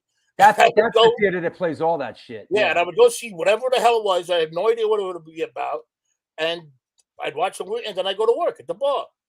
I saw Helvetica. It's about the font. A documentary about the font. It's actually really good. Yeah. It's actually a really good one. Did you see All Quiet on the Western Front? Oh, that was the one recent. Amazing. That was amazing. Fucking good, man. Amazing. Oh. Yeah, I recommend that to anybody out there. Yeah. All Quiet on the it's really, really superb high-end filmmaking, man. Yeah, they really that's really fucking good. Yeah, they really well done. The other night, 2 nights ago, I think it was, or whatever the hell it was. Me and my girl went downstairs. We're watching TV, and I'm like, well, we watched whatever the hell we watched. I don't even remember. I'm flicking around on the streaming things or whatever, and I see there's a documentary about Jared Fogle, the Subway guy, the Subway sandwich guy who ate the sandwiches and lost all that weight. Jared. Oh, right. Okay, now, He liked little kids. I saw that. I saw that too, bro. There's a documentary, and I was like, "Fuck it, watch that." What the hell, Yeah. So we're watching it, and it's horrific. It's a horrific story about like how this guy, he loses weight. Everybody's American sweetheart, loses all his weight, and he runs out of, he likes to have sex with children, and bestiality, and all these horrible things. And so I'm watching it, and it gets to the point where the woman who first finds out about him, how he is, and she's like trying to like see how she can, nail him on this or get the people. I fall asleep. I fall asleep on the couch. I wake up about an hour and a half or so later, and it's practically over. Like they leave the courtroom and all this. So I'm like, all right, well, there goes that. And Julie, my wife, the meeting, she's like, well, you can rewatch it. I'm like, no, movies like this. This is a one and done. Yeah, you don't go back. You don't go back like, oh well, I missed all the good parts about the sex with the kids. Now I got to rewatch it. You know what we do around here? We try not to watch fucked up shit before we go to sleep now. Oh, that's all I ever do, though. I know, but like we were watching like Unsolved Mysteries and like all that fucked up shit, and then you go to sleep. And like I said, I don't want to watch this. I don't want to watch fucked up shit before we go to bed anymore. That's all I ever do. But that one, she's like, you can rewatch. No, I'm not gonna go back. Like, I missed the good parts, the real meat and potatoes, like with the beast when they brought the horse in. I think that really tied in the plot, and I'm missing that. So I should go back and You can't go back and rewatch these things like that. Yeah, it's like falling asleep doing like a World War II documentary and waking up and be like, so how'd that Hitler thing work out? He seemed like a real go-getter. Yeah, right. How'd that work out for you? Well, he seemed like he had a lot of plans. A real doer. Are you like a World War II guy? Do you like watching that history stuff, World War II? Here and there. Yeah. Here and there. I used to watch the Hitler channel, the History channel. I love. Yeah, me too. I used to watch that. For a while, it's like. Yeah. Okay, Hitler the drug addict. Hitler like. Yeah. Hitler, what a nut. You know what I mean? It's like, it's been done every which way. Yeah. Exactly. So I do I do like that they went back to the World War II footage and the World War I footage, and they colorized it. Yeah, they that was cool. colorized it. That was really cool, actually. Yeah, They did a really nice job of that. But Yeah. like, I'll watch, screwed up documentary about people usually. Animals. I'm one of these jerks. I can watch people fuck each other up, up left, right, and center. Sure. Do each other wrong. Oh, look at this jerk, and oh my god, they're doing that. You put two animals being assholes to each other. Why do they gotta be like that? Why can't they just hang out? Watch Chimp Empire, man. I will, and I watch something. It always break my heart. It's shot really. You look at this, you go, how the fuck? I was watching this thing going, how the fuck did they shoot this? Yeah, exactly. I'm like, why didn't they do anything? They could have broke up that fight. Yeah, Ray. Bobo and Nippy did not have to kill each other. They could have broke that up. Yeah, the Bill Russell doc is great, and I enjoyed that. The Bill Russell doc is good. I watched the one. It's not a doc, but it's a movie that I always keep thinking. What the hell is this? What's the Daryl Hammond doc? Who's Daryl Hammond? I don't remember. Who's Daryl Hammond? Daryl Hammond. Oh, the guy from Saturday Night Live. Oh, I haven't watched that yet. I haven't watched that. He's got like some physical. Yeah. I heard it's good. Physiologically going on with him. Yeah. I want this one. Who books? I never think of it. Who books that European tour for you? MAD. Oh, there you go. There's their logo. We'll give them a little shine. Yeah, for the past Jesus, over 30 years now they've been booking us. Wow, And, I think you're the only one that's hung in with them. AF still don't know. AF still works with them. What's that? AF, Agnostic Front still works with them. Oh, I for some reason I know Slapshot left. I guess AF. Yeah, Slapshot left. Cigarette All, I believe, is still with them. Yep. No, they still have a lot of the same things. It's just that they were crazy because, well, they're Germans. Yeah. A lot of times it takes like they'll book something and then they'll be booking things right up until like the last second. Yeah. And you're waiting. Well, what's going on here? And then it's the week before, the week you're leaving. All right, here we are. It's like well, it's not like you guys just started, are new to this. You've been doing this for over 30 years. Nothing's changed. Nothing. They were from 30 years ago. They were booking tours. I remember when I was managing. Whoa, here, whoa. Oh, it's still like that. It's still like that. It's a little bit better, but it's still the dartboard with the friggin' the map. Yeah. They do that.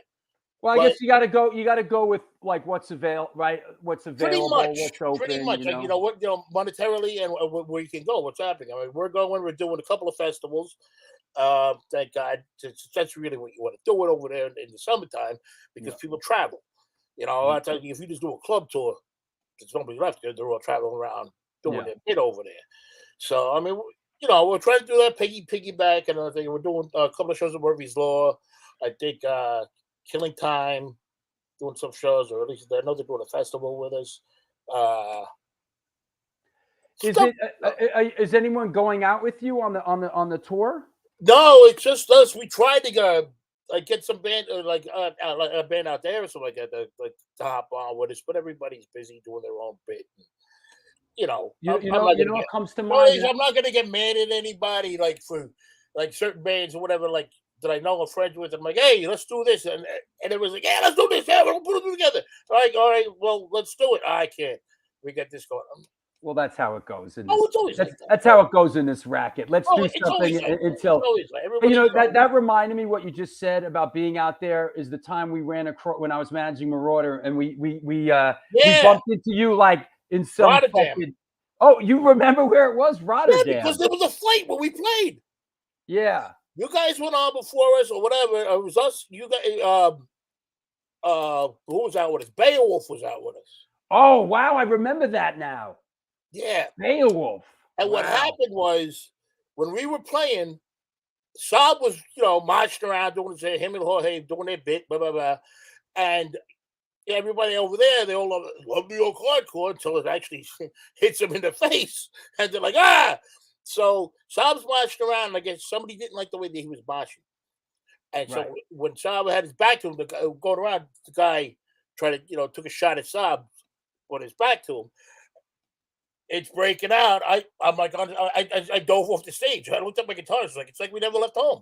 Hey, Jimmy, I see you, man. I'm going to bring you on. Jimmy, I'm going to bring you on in a minute. and I dove off the stage, and yeah, and I told these people, it's like, you love New York hardcore. Well, here it is. Yeah. And, In you know, all its violent glory, right? exactly. But yeah, so yeah, that was a funny show. Listen, managing Marauder back then was not just a job; it was an adventure. You know? Yeah, you guys had. I was making fun of you guys had like that weird like little mini bus thing. Yeah, that was cool. We slept like in there. that. I remember it was like, when it pulled up. I was I was making fun of Sam and all. I was like with the door open. I was like waiting for a chicken to come flying. Hey, I want to bring on a couple friends of ours. Sure. They're playing coming up at Irving Plaza with us. They're in the recording studio now. Fucking hey, Stickman and Jay Fury. Yo, you got to turn the volume up, you guys. The volume's off. It's off. on. Oh, there it is. Hey! What's up, man? What's up? What's up? We in the studio, man. We got lost track of time. It's okay. Tell us about what you're doing, where you are. What's the game plan here? We're in Landmine Studios right now. We're recording 2 tracks. One's a cover song. One's a new track called Cold Day in Hell. And we're just laying it down. Trying to do our thing, make a little comeback or whatever it is. You know what I mean? Absolutely. Hey Jay, you guys excited about playing Irving Plaza? Yeah, real pumped, man. Looking forward to it, bro. Listen, I know you guys are playing right after us. Just a heads up. Bring your A game. Just for you, Drew. All good. Don't be scared. Don't be scared. You're playing right after Incendiary Device. Bring that Jersey A game. Oh, it's coming. It's coming. It's coming. We don't fuck around. You know how we do it. I'm so happy you guys are back together. Jimmy, how's it feeling these days with the band? It's fucking amazing. It's like we were just talking about it. Like it's just the vibe is still the same, the synergy, the energy. We're just growing. It's better than it's ever been. We're coming back to take over. No bullshit. Like this song we're recording right now, next level. We're going next level. It's nice when you get together down the road a little bit and everybody's a little bit older. Well, we matured. We grew up, we matured. Imagine that. Yeah. Let a lot of things go. You know what I mean? We're grown men now. I'm 55. I can't be holding grudges and acting stupid, Yeah. Just keep them. I mean, I acted stupid last night in the pit, but it's what it is, bro. You didn't hit any of them little kids last night, did you? I think everybody's a little kid next to this guy. He's a monster. He gets in there with these teenagers, bro. Throws them around. I can still go. I can still do it. You know what I mean? I do that. Forget about it. Uncle Paulie's out for the rest of the night. That's it. Darren says the new Fury of 5 is really heavy and sounds much better than what? It's fucking Fury of 5. Yeah, it's growth. You know what I mean? Like we've learned. We recorded 3 albums. In a very what was that place? Normandy Studio. Jamie Locke. Sure. So we learned a lot from back then, and now our mentality is different, our approach is different. So we know exactly what we want. I know how to deliver my vocals and all that. You know what I mean? So just maturity. Hey, Lenny B says 2 points. Landmine Studios. That orange cabinet in the back is my old cab. There it is. There's Lenny B. There's Lenny B's old cabinet back there, huh? Wow. Boy, everything gets repurposed in this fucking hardcore world, Well, it's definitely regurgitated. Everything in hardcore is regurgitated. Yeah. It is what else? What other shows? What other shows? Hey, Little Roy from Downset. What's up, brother? What any other Fury 5? Are you guys heading out playing shows? What's up? Yeah, I think we got something coming up in Albany, right? Yeah. And potentially, and then we definitely gonna be hitting the Midwest. We're talking about a couple dudes in California. DeMadre wants to do some California dates, possibly. But work schedules and stuff is kind of rough. You know what I mean? So like, you can't just quit your day job and just go on tour. We got mortgages now and all kinds of stuff. So it's like it's a different lifestyle. You got to be calculated. And you know what? It actually, I find that it makes it more enjoyable that there's that balance now. It's not like we have to do this and we have to do that. It's I do this. I do it now because I love it. Exactly. It's not about money and nothing. It's the love and the passion, you know. And it's still got something to say. Still full of anger. You know what I mean? We come from fucking very broken spots, man. You know, you just don't. This does not go away. People always ask me like, "Why are you still mad, motherfucker? You don't come. You didn't come where I come from, man. You know, like you don't know the things and the demons and the stuff that I suppress inside. You don't know me like that, man. You're lucky I ain't the old me. I punch you in the face. You know what I mean? I remember the old you. I managed the band back then. Yeah. You know? But that's why I wanted to manage you guys. I remember it was like you guys like created destruction. I was like, I got to manage these guys. This is fucking. I got to get in on this. You know, it's great. Can't do that now though. Not with all these cameras. The shit that we did back. The shit that we did back then. Nah. You can't do that. Different. Darren's asking, any chance of Fury coming to the UK this year? Maybe next year. Yeah, maybe. This year, probably. No, not this year. Maybe 24. We got bigger plans for 2024. You know what I mean? It's like a slow burn. We're still like, you know, we're still feeling ourselves out, trying to formulate new songs and, you know, just keep it moving. You know, so we're looking at 2024. Like we said, there's no rush. There's no timelines, you know, no labels. We do it on our own accord now. So it is what it is. You know what too, and Paul, I know you can relate to this. It's like everybody's out there trying to tour now. Everybody's out there trying to. Especially they're like Europe in the summertime. Forget about it. Yeah, you run into more Americans than you do Europeans over there. Yeah, you know? It's ridiculous, and I mean, it's a good thing. But it's, you know, I was like, oh, some of you guys could have stayed home. Yeah, everybody's going for that. It's like, I don't know. I've always been very picky with my hardcore or whatever, or stuff like that. I was never a metal guy. I like certain things here and there, whatever. But it's like, I go online sometimes, I get bored and I watch these videos of some of these bands. Jesus Christ. Some of these bands, it's just death metal with some guy who can't sing, and these kids are out there fighting invisible swarms of insects, and exactly, it's like the Triffids are coming or something like that, and I don't know, but I guess that's hardcore. But who am I to say it ain't? It ain't for me. I know it's what the kids are like. It's for the youth anyway. Well, you know, Uncle Paulie will be sitting over here with his old crappy records, and you know. What's up, Chico? What's up, kid? What's up, Mike? Hey, what's going on? Hey, listen, I was telling Jimmy and Jay, listen, don't be scared. Bring some of that Jersey A game for that Biohazard show. You guys are coming on right after us. Oh, it's coming. We're definitely prepared. You know what I mean? Hey, 20 minutes, right? We got 20 minutes each. That's crazy. We got 40. We got 40. I don't know what I'm going to do. Oh, yeah. You guys got, that's right. You're on the bill, too. I forgot you're on the bill, too. But I don't know what I'm going to do with that 40 minutes. I don't know. You can sell some of your time to the other bands. There you go. There it is. All right. Who's the top bidder? Yeah. 5 minutes. Yeah, you can make some money. Wow. Wow. We're all on this fucking bill. Yeah. You know? 40 minutes? What the hell are you going to do in 40 minutes? It'll be actually my first time playing there at Plaza. Yeah. Never played there. Been going to shows there since like the first show I went there. Jesus. Oh, yeah. We never played there either. We never played there either. Stranglers was the first. I saw the Stranglers there. I think in 81. Wow. 81, I think, the first time I went there. Yeah. And that's also where I did my first stage dive, 1981, to the Circle Jerks. Wow.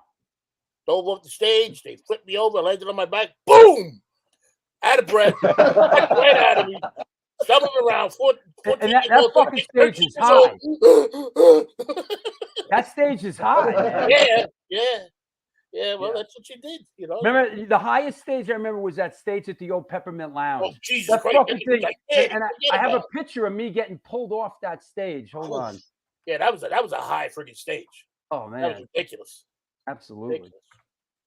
I remember when Fear played, and there was some asshole running around at that pep lounge thing, and he went down or something, and everybody, it was just like, this guy's been a jerk all night. It was like zombies, it was just like, boom, boom, boom, boom, boom, like on top of this guy. I was like, oh God, Here it is. beat the hell out of that guy.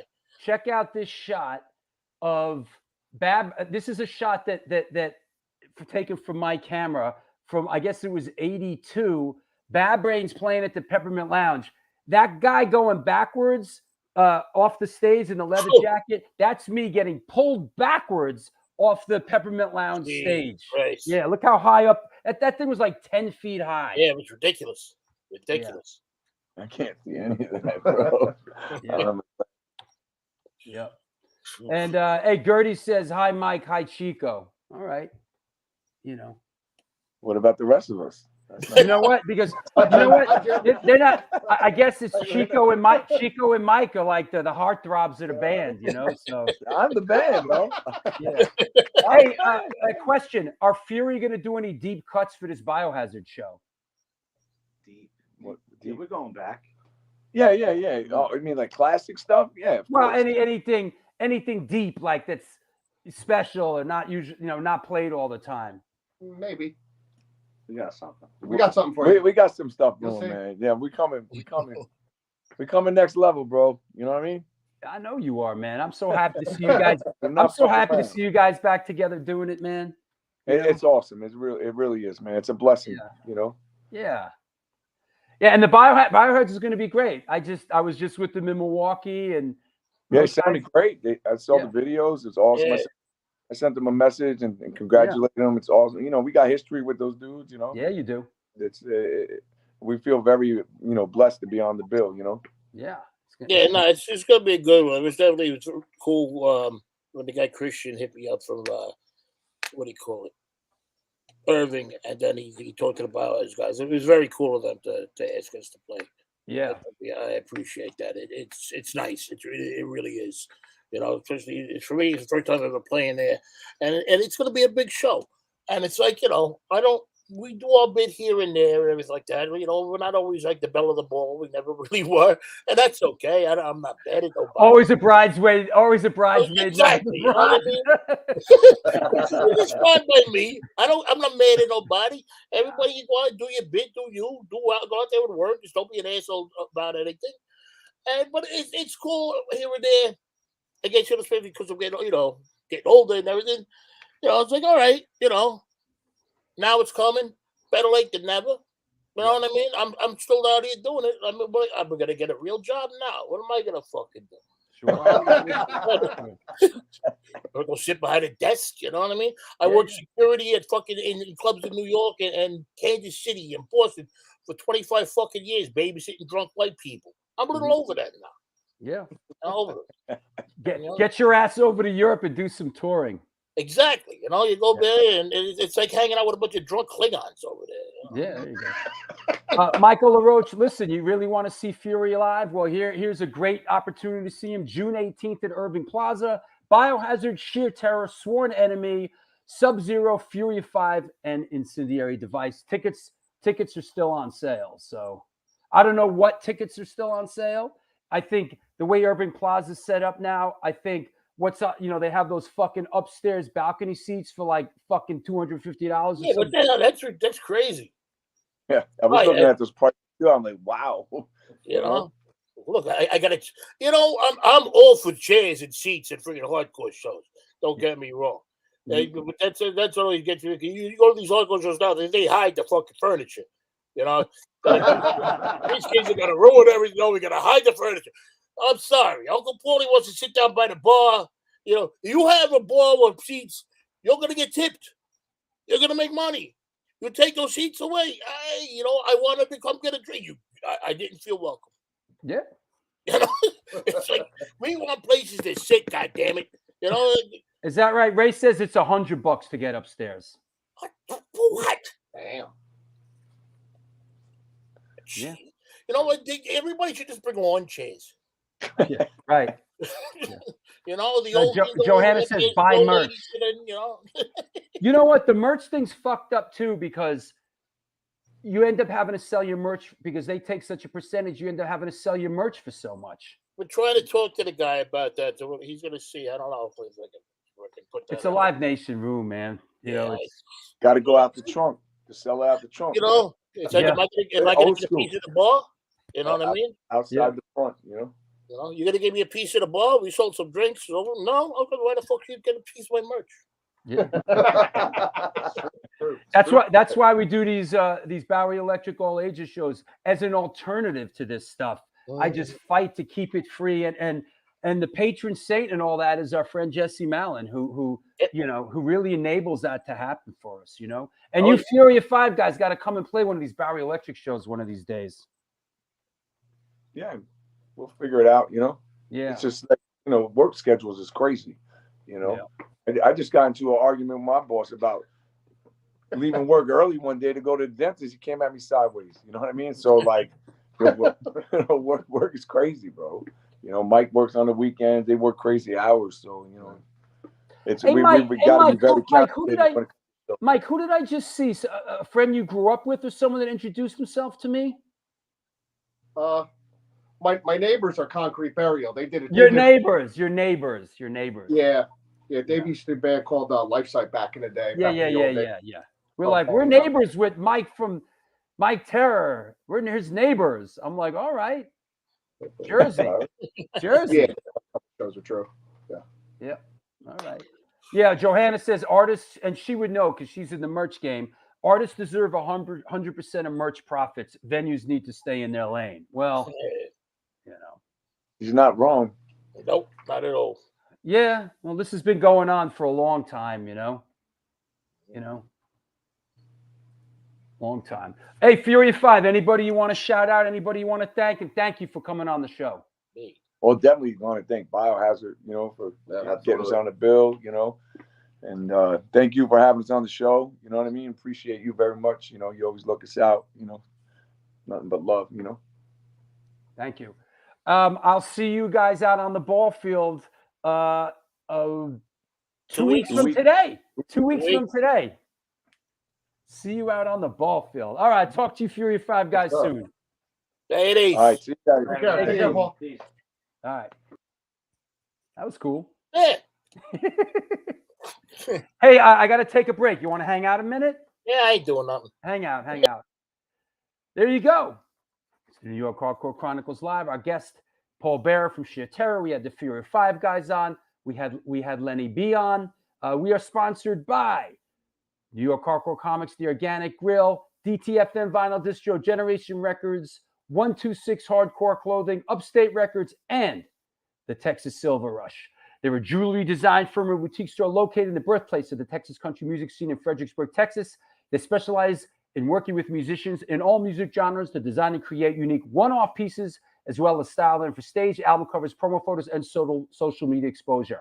Their client list includes Rock and Roll Hall of Famers Greg Rowley, Ringo Starr, and of course, Agnostic Front. Information online sales are being taken at their Facebook and Instagram pages, and of course, www.thetexassilverrush.com. Come on now, Upstate Records. Upstate Records is a New York-based DIY independent metal and hardcore label founded in 2017. They broke into the scene with their inaugural 26-band compilation in 2018, and since then have churned out over 80 releases in their brief 5-year history. In 2023, look for new releases by Mark Rizzo's new band Revenge Beast, Carl from Earth Crisis' Freya, Fury of Five, Angry Corpses, and a few more surprises that are in the works. Check them out at www.upstaterecords.com and use the code STONE10 for 10% off. Not to be forgotten, 126 Hardcore Clothing is a brand for restless, is a streetwear brand for restless individuals who don't compromise. They're about being positive, spontaneous, and true to yourself. For years, they experimented with several printing methods and materials and collaborated with a large number of designers and illustrators, always giving room for fresh perspectives while retaining the hardcore attitude. Get in touch with them. Ramp up your game at www.126hardcoreclothing.com. Last but not least, come on now, Devin, DTFM Vinyl Distro. Looking for extreme music? DTFM Vinyl has got you. Located at 13th Ave in the Gem of North Dakota, Fargo. We have the state's best selection of punk, hardcore, metal, ska, oi, and more. Can't make it in? Shop online from anywhere in the country at www.dtfnvinyldistrict.com. DTFN Vinyl, where the policy still is and always will be, death to false metal. Just want to let you know, upcoming shows 1 week from today. Yes, the notorious Chris Jericho will be on the show. Wrestler, musician, author, celebrating the release of the digital comic book, The Painmaker. That is 1 week from today. Chris Jericho will be on the show. Couple days after that, yes, they are back together, and our friend and supporter Chris Contos is playing drums for them. Forbidden will be on the show. A week after that, it is truly my birthday show. June 28th is my birthday. I'm bringing on some of my loved ones. Hopefully my dad, Arnie Stone, will be able to make it on. Bringing Evan Seinfeld and his son, Sam Seinfeld, on. Team Seinfeld. This is going to be a lot of fun. Wednesday, June 28th. A couple days after that, on Sunday, boy, is my girlfriend Rochelle excited. Jetan Damone will be on the show. Christian Death, Pompeii 99, the Jetan Damone Quartet. Sunday, July 9th, is Chris Spencer from The Unsane and film director Paul Rackman, who I go way back with. He directed the film American Hardcore, as well as some great music videos from back in the day, including Bad Brain Soulcraft and Alice in Chains, Man in the Box, and a bunch of others will be on the show. And last but not least, Sunday, July 26th, Carl from Freya and Earth Crisis will be on the show, brought to you by Upstate Records, as they have a new Freya release, Fight as One. That said, if anybody has any questions, we're going to bring our friend Mr. Paul Barra back on. Amen. Any questions or anything weird and bizarre, we are willing to field those questions. What right the hell? Why not? there you go. Let me see what we got. Anybody, you can listen. You can ask me and Paul anything. That said, see, there you go. Hey, just scored general admission Irving Plaza show, $58. Okay, so there's still decently priced tickets left for the Biohazard show. Will you be filming the gigs, Drew? Theoretically, yes. We're still trying to sort it out. There's a lot of politics involved with a Live Nation room like Irving Plaza.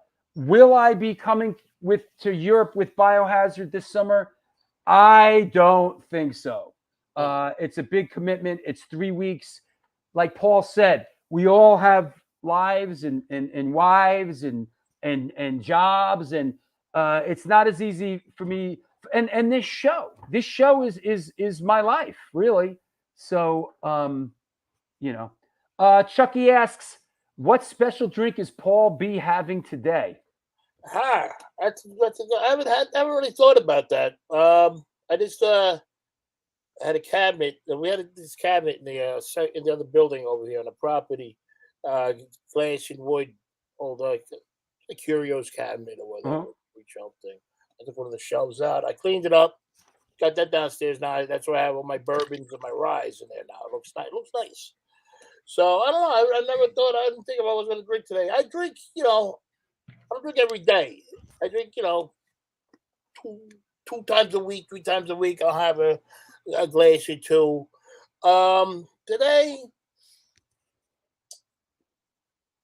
maybe I'll crack open. So I still have another bottle. I bought 2 and I finished one. Elijah Craig Barrel Proof, the A123 bottle. That's a nice one. I'm trying to become a bourbon nerd in my old age. That's what happens to a lot of you old drinkers. Bourbon and rye. Yeah, rye. I was never a rye guy because you always got this crappy rye from Canada.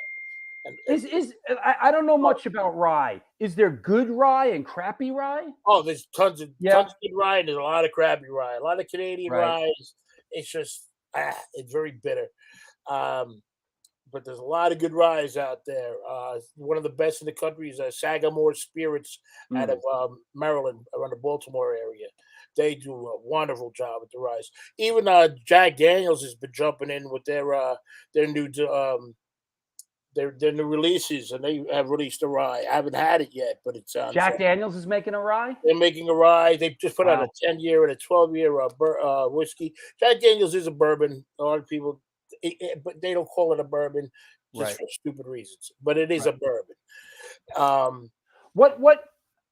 What constitutes a bourbon? A bourbon, Jesus, so many. It's got to be aged in American wood oak barrels, brand new oak barrels. I see. It can't go in more than 120. It can't be barreled at more than 125 proof, Right. and it can't be more than, I want to say it's 160. Mm-hmm. 160 proof when it comes out. You can proof it down with water, which a lot of places do, unless you want to go into the cask strengths or the bottled and bond, which is always usually 100 proof, and it's made in it's made in a government bonded housed in a government bonded warehouse. It's also it's got to be at least 4 years old. Got it. It's got to be at least 4 years old. Here's one from Chucky. Let me get his little. There you go. From Chucky Brown, singer. Did he go to Roosevelt High School in Yonkers? Yes, I did. Any stories from going to shows with Tony, Rock, and Rex? Yeah, I went to Roosevelt. I moved up to Yonkers. It was like the end of the 5th grade. I grew up in Staten Island, lived in Rhode Island for about a year. My father got a job with General Dynamics. Grew up in North Kingstown. And then he got a job. He was a superintendent of a building in Yonkers, New York. Lived there for about 6-7 years, or maybe longer. I forget exactly. And I went to Walt Whitman Junior High up there, and that's where I got into punk rock and everything. And it had to be like 1980 when I really started, like really heavily getting into it. Plasmatic, Sex Pistols, all that shit. And this ties in with another question. First show you ever went to, so that ties in with that. Oh, well, it's okay. That's a double barrel there. Yeah. Because the first punk show I ever went to, it was probably a plasmatic show, and it could have been one of the plasmatic shows at the Pier.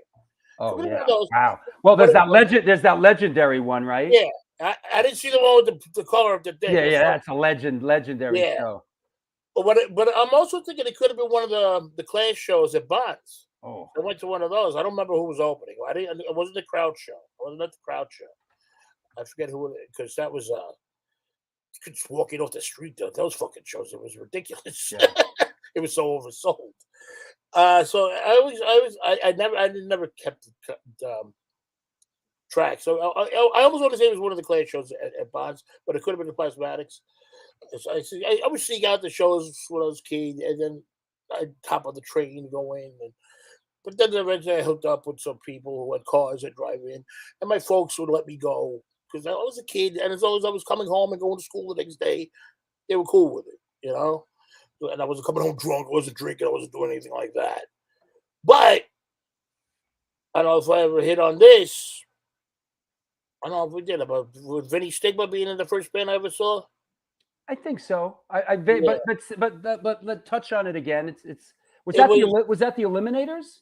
No. I tried out for the Eliminators right before they broke up. But no, this had to be around 1976. Wow. I think. And my Uncle Vinny and Aunt Mary were having a party in the backyard on Targee Street in Staten Island. And long story long, they had like 2 bands playing in the backyard on the concrete patio. Right. Wow. There's a barbecue. And one of the bands was I'm gonna fucking forget the name of it. For Future Shock. And it was like a cover band. You know, they did a lot of covers. I mean, I was like 8 or whatever. And I just remember because it was a rock and roll band playing in my Aunt Vinny and Uncle Vinny and Aunt Mary's backyard. I was rock and roll bands, you know? And they played all these songs. I remember them playing Suffragette City vividly. And the Bowie song. Yeah. And then many years later, a couple of years ago, Vinny's doing an interview and he brings up Future Shock. I'm like, wait a minute. Did he play guitar in that band? Yeah, he was one of the guitarists. But I was like, and I asked him, I was like, did you play a party on Sunday? He's like, possibly. You know, he's not going to remember. He's like, probably. And I was like, did you guys play Suffragette City? And did your singer have like Rod Stewart, kind of shaggy, dark hair, but shaggy hair and a big nose? And he's like, yeah, the Jew. I was like, you were the first band I'd ever seen play live. Wow. Wow. 1976 in my Uncle Vinny and Aunt Mary's backyard. This photo I put up is from like 76 or 7 as Vinny Stigma playing what looks like a bass guitar. I got a couple of these shots. These were sent to me by somebody a while back. Yeah. I mean, look at this fucking band that he was in. This is great. Look at this crew right here. I mean, obviously this is like before the punk thing even hit. Yeah, that's like the band I probably saw him with or whatever. Yeah, look at the Stigma on the right there. I mean, yeah, crazy, right? Yeah, they were just like a regular guys. The singer guy had this Rod Stewart kind of hair. I remember. Yeah, this looks like it looks like he was playing in fucking Bad Company. You know? Crazy. Yeah. Yeah, these have never been these are like rare fucking photos. Look at that. Fucking Vinny Stigma. Fucking this is probably 75 or something, you know? Jesus. Yeah.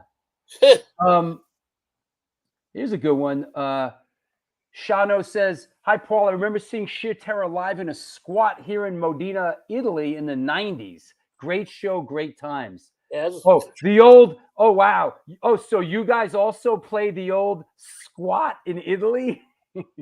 Played a couple of them. And some of them were, I remember the one in Firenze. That was a crazy place. And there was, the toilets were, geez. Some of them squats were, yeah. Yeah. Modena, I remember playing there. I didn't realize it was a squat, but I remember playing that. This was a long time ago. Jesus, Yeah. It had to be like 92, maybe. Something like that. I think the first time I went over there, maybe the second time. Jeff Brock, good question, because I'll answer this one too. Are there any punk shows you missed and never got to see the band ever? So in other words, is there anybody in the punk world you haven't seen that's on your bucket list? Who I would like to see, or it's just too late now. Let's go with who we'd like to see. Okay, I never saw Generation X. Yeah, I would have loved to see them. Sex Pistols, of course, but they never played New York, and I was too young anyway, so I couldn't go. But did meet and hang out with Glenn Matlock for a little bit, though. Sure, he's around. The Saints out of Australia, I would have loved to see them. Wow, good one. That's good. And And that guy just passed away. Algie Ward just passed away. Algie Ward passed away. Chris Bailey passed away about a year ago. And one of my favorite bands of all time. I just got turned on to them. They were great, and they say that in a lot of ways they were like really the first real punk band. They were. I mean, you listen to the early shit. I mean, coming out in 1974. Yeah. And there was no Ramones influence. I didn't know who the Ramones were. The Ramones were starting around the same time on the other side of the world. Yeah. You know, and it just happened that way. Yeah. Like bands like that, I guess I'd have to. I mean, there's probably a shitload more. But I've been lucky enough to see a lot of stuff I wanted to see, you know. You know who I'm going to see Stranglers play again, but that's not going to happen. You know who's coming to town who I've never seen, who I've always wanted to see, and you know, I think because I have a birthday coming up that it's going to happen, is The Cure. I saw them once. Never saw them. Always wanted to see them. And we're gonna make me and Rochelle. We're gonna make an effort to try to really. Yeah, I saw them once. Unbeknownst, I didn't even know I was going. It was with an old girlfriend. They picked me up from work. Her and her sister's boyfriend were out in Long Island, and like I didn't know where the hell we're going. Like, oh, you're going to the show. I'm like, what show? Like, oh, The Cure playing Jones Beach. I was like, oh, okay. So that was cool. That was had to be about 85, 86. I saw them once. I love The Cure. Yeah, and I know you guys used to do Cure song. Boys Don't Cry. Yeah. Yeah. I do it as a joke at first. I mean, it's fun to do. Yeah, yeah. Books. The Cure is one I'd like to see. And this guy, it's funny, he brings up GBH. I never saw GBH, and I went down to the Gramercy to see GBH. What was that, a month or two ago? And I just got into a whole shitstorm, and I ended up not going in and going home. I saw them. I mean, I think when we played with them at Rebellion, but they were playing on the other side. I forgot they were playing, and I missed them. I think the last time I saw them was when I was working security at Coney Island High. Oh, that GBH show at Coney Island High? Yeah, the last time they played. Oh, let me find. I have that flyer. Hold on. I think I did security, but I had that because that's in my new book. Yeah, I remember when they played Gildersleeves in like 82 or 83, whatever the hell. I remember that. It was 80. It was 83. Yeah. And because they fell into the whole English band first time in America. There you go. There's the Coney Island High one. Yeah, I worked security at that show. Yeah, March 19th, 1999. Yeah, Billy Club. I remember them. They played. Terry Bones was playing with them. And Awkward Thought, isn't that's our pal John Franco's band? Yep. Yeah. Sure. But when they played Gildersleeves, they fell into the whole English band first time in New York thing. They got stinking drunk before they went on, and they were fucking terrible. I remember I was pissed. I was angry. I was an angry fat kid. They sucked. I was like, God damn it! I was waiting to see them, and they were horrible. I'm looking for the Gildersleeves. Gildersleeves. I'm done playing. Any Gildersleeves? Here. Let's put a picture up because this is an interesting venue that people just. It sort of flies up. It's never mentioned in the folklore. Here's an old shot. This is great Gildersleeves. And the proper people call it Gildersleeves. It's actually the name of the place is the Great Gildersleeves. The Great Gildersleeves. Yeah. And it was interesting because for a minute there, in 1983, they had these promoters in there. This Alexander Hammer promoters, young guys, and they were doing fucking incredible shows, right? Yeah. Oh yeah, Circle Jerk. Yeah, where's most of these shows? Jesus Christ! And RS, that joint is literally right next to the Bowery Electric. Yeah, it's like a homeless outreach place now. The building is still there, but it was a block away from CBGB's. Yeah, was it Minus Threat played there like twice? I saw the Misfits there. Misfits. Yeah, I forgot about that. Yeah, a lot of great shows there. Jeez. Yeah, there was. I saw Void there. That's where I think that's where the kid broke his leg. I saw them at I didn't see Void there. I saw Void at CB's. Right. And everything got cut short at that show too. They were playing, and then something happened. I don't know. I always get that confused because I thought he broke his leg there at CB's, but then I thought I was at Gildersleeve. I always get confused on which week something happened and they got cut short. Here's a great one. You'll appreciate this. From 1982 at Gildersleeves, it was TSOL, The Mob, The Abused, The Undead, and The Whore Lords. Wow. Wow. I don't remember if I went to that or not, but wow. Oh no, I guess is it two different shows? Sunday? No, I guess it's two different shows. Yeah, okay, I'm sorry. It's TSOL, The Mob, and The Abused. And then the 27th, The Undead, The Horloads, and Naked Ray Gun. Wow. So, yes, rest in peace, Jack Flanagan. Jesus Christ. Absolutely. Yeah, no, that was a really cool venue. They had a lot of great shows there. A lot of great shows. Interesting. Circle Jerks, Neck Rose, Black Flag with I want to say, I could be mistaken. The Minutemen might have opened up. Here's one: Suicidal Tendencies at Gildersleeves. With Roach Motel and Starvation Army and MOI. Wow. Roach Motel out of Florida. That was George Tabb. That's right. Yeah, that's right. George Tabb. That's right. Yeah. Freaking Gildersleeves.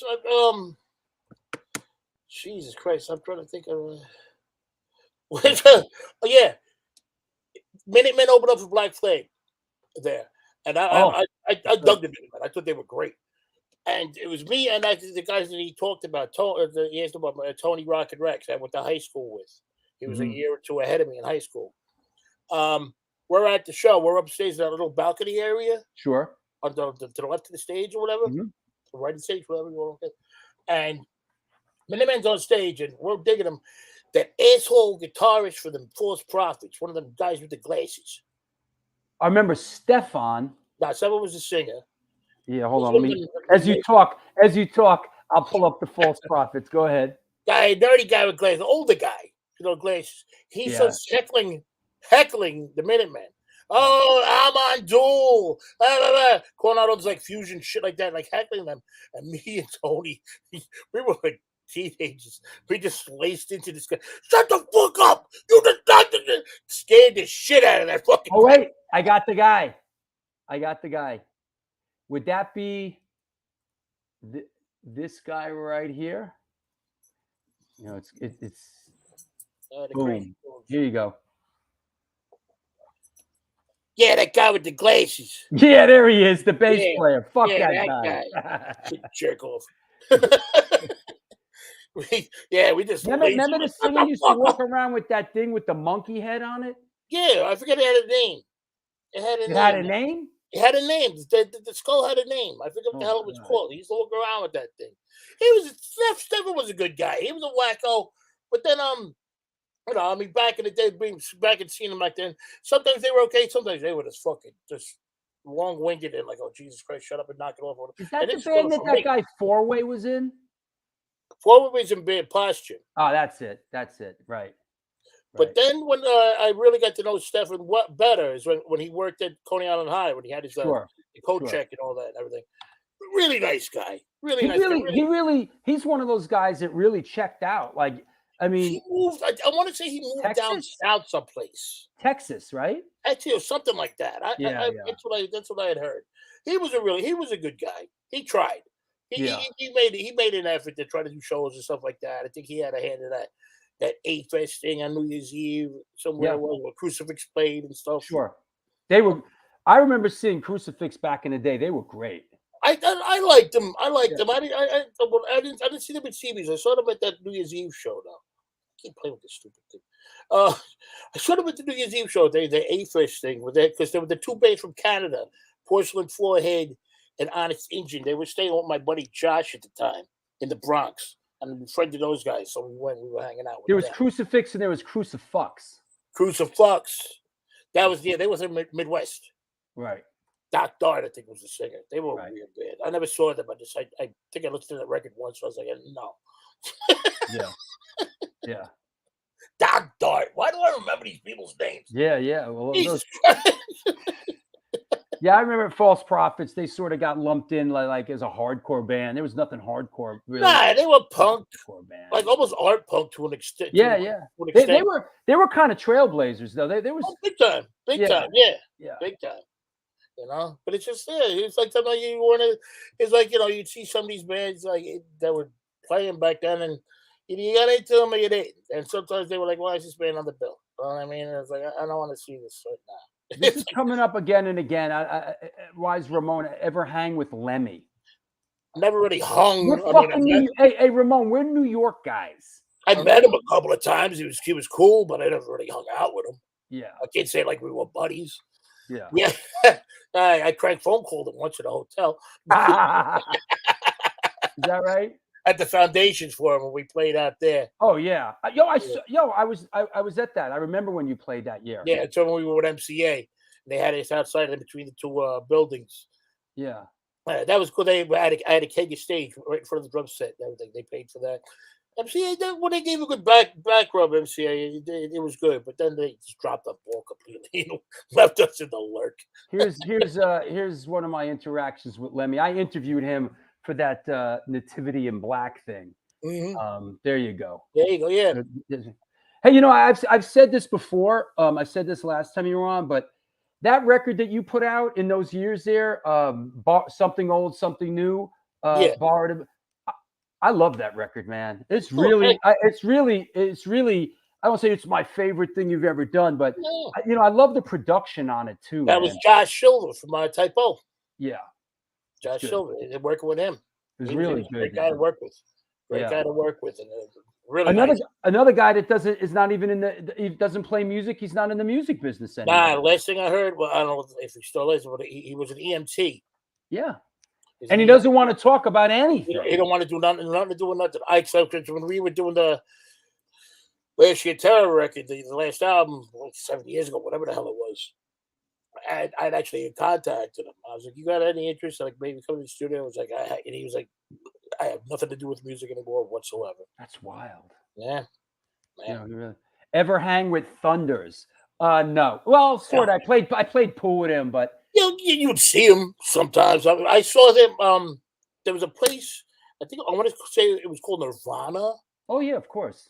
Up on the top floor, whatever. Yeah. It was called Nirvana. Yeah, let me see. Ditto. Let me see what I got. Go on.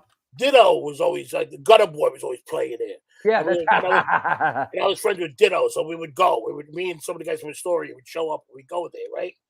And I remember, I think they were opening for Sylvain was playing. Right. And Johnny Thunders happened to be there. So, of course, he got up and he did a couple of songs. That was kind of cool. I was unexpected.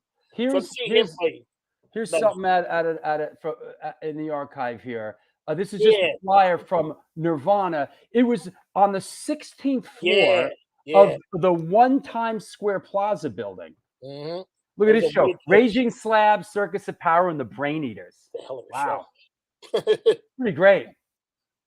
Pretty great. I still show. talk to Alex from Circus of Power every now and then. Yeah. He watches the show. I love that band, Circus of Power. I liked it. They do a good rock and roll band. Yeah, they were good. Yeah. Yeah. Paul, did you ever hang out with Billy Milano? You think? You think? Nah, oh, there no. he is. Hey, look, there he is. Fucking Alex. Hey, Alex. Hey, he's like, holy fuck. That's a flyer, right, Alex? You know, of course, Alex was in Crucial Truth, you know? Yep. Yeah. That's probably one of my favorite New York hardcore records of all time. I love that EP. That's great. I wish they would have recorded more. I really do. I love that EP. Darker Days is such. We covered that. We put it out as a limited. Is that right? Yeah, we did a limited flexi disc, and it's just that one song. We did Darkened Days. That's how me and Alex started talking, because it was Reaper Records, and Patrick from Reaper took the cover, the Crucial Truth cover, sure, and instead of Crucial T, it said Sheer T, Darkened Days.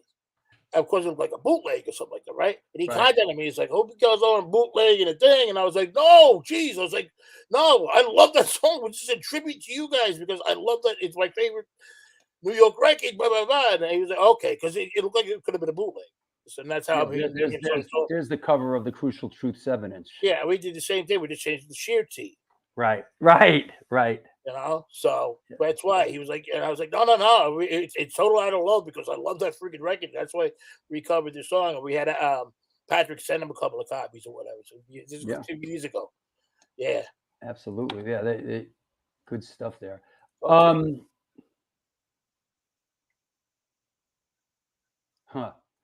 Hey Drew, how about the Mighty COs? Too bad you never recorded anything in the studio. I love the ultra fast, ultra noisy sound from the live. Listen, I was very young when I was in the Mighty COs. I was a teenager, and as Paul can attest to, you know, things are moving really fast when you're a young teenager.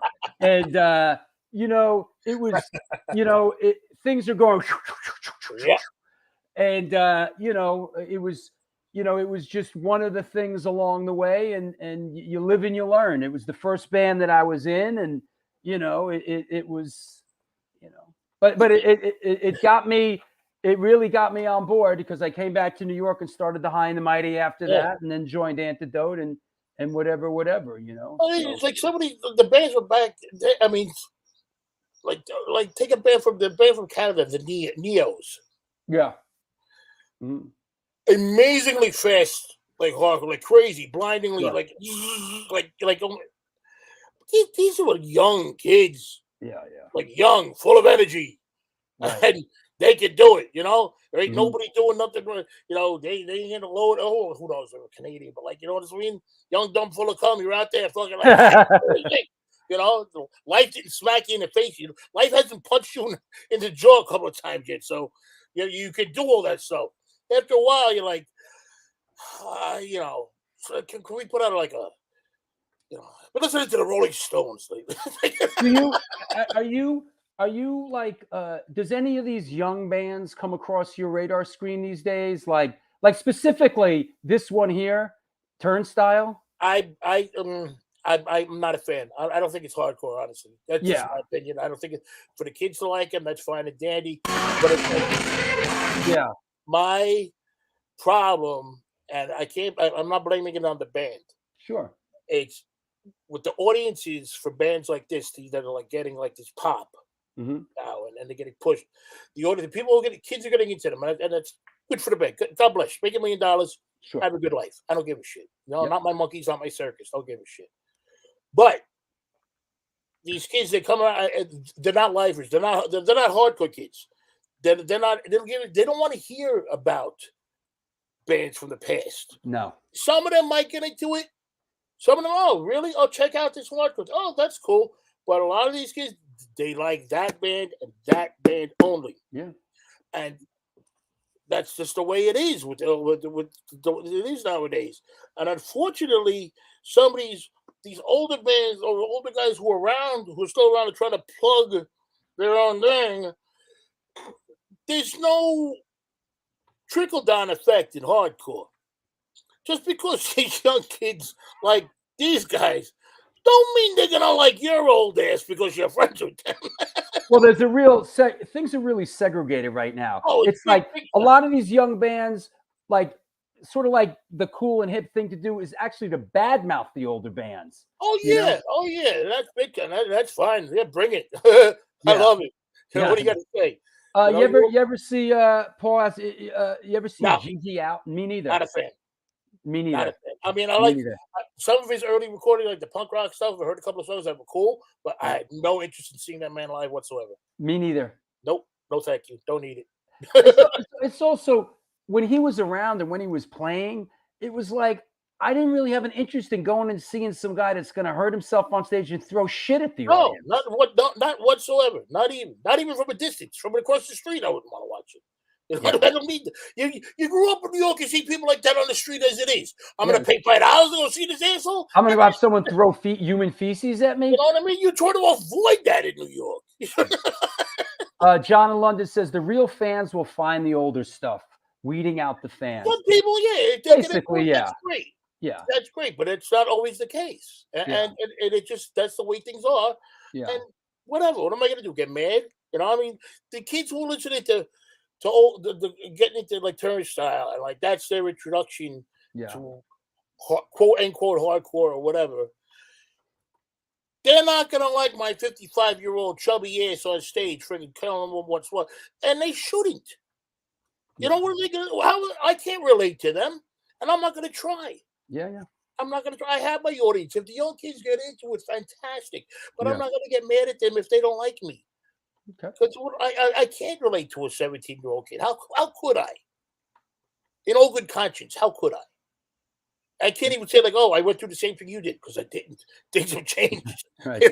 Well, the world has changed. The world is completely different. Ray Hogan asks, "Do you like outlaw country?" No, I like old country. Yeah. I mean, they called it outlaw or something like that, but well, I'm a huge Buck Owens fan. I love Buck Owens. There you go. Now we're getting down. David Alico, one of the amazing songwriters. Sure. Amazing songwriters. Fuck like even the popular shit. I like some of his old stuff. It's one of my favorite songs, Jody Like a Melody from him. It's a great song. And Crazy Mary from Londonderry. Yeah, that's a great freaking song. Jesus, I've seen Merle Haggard play a couple of times. I've seen the other guy who passed away. Jesus, I'm drawing a blank. Johnny Cash, I've seen a few times. Yeah.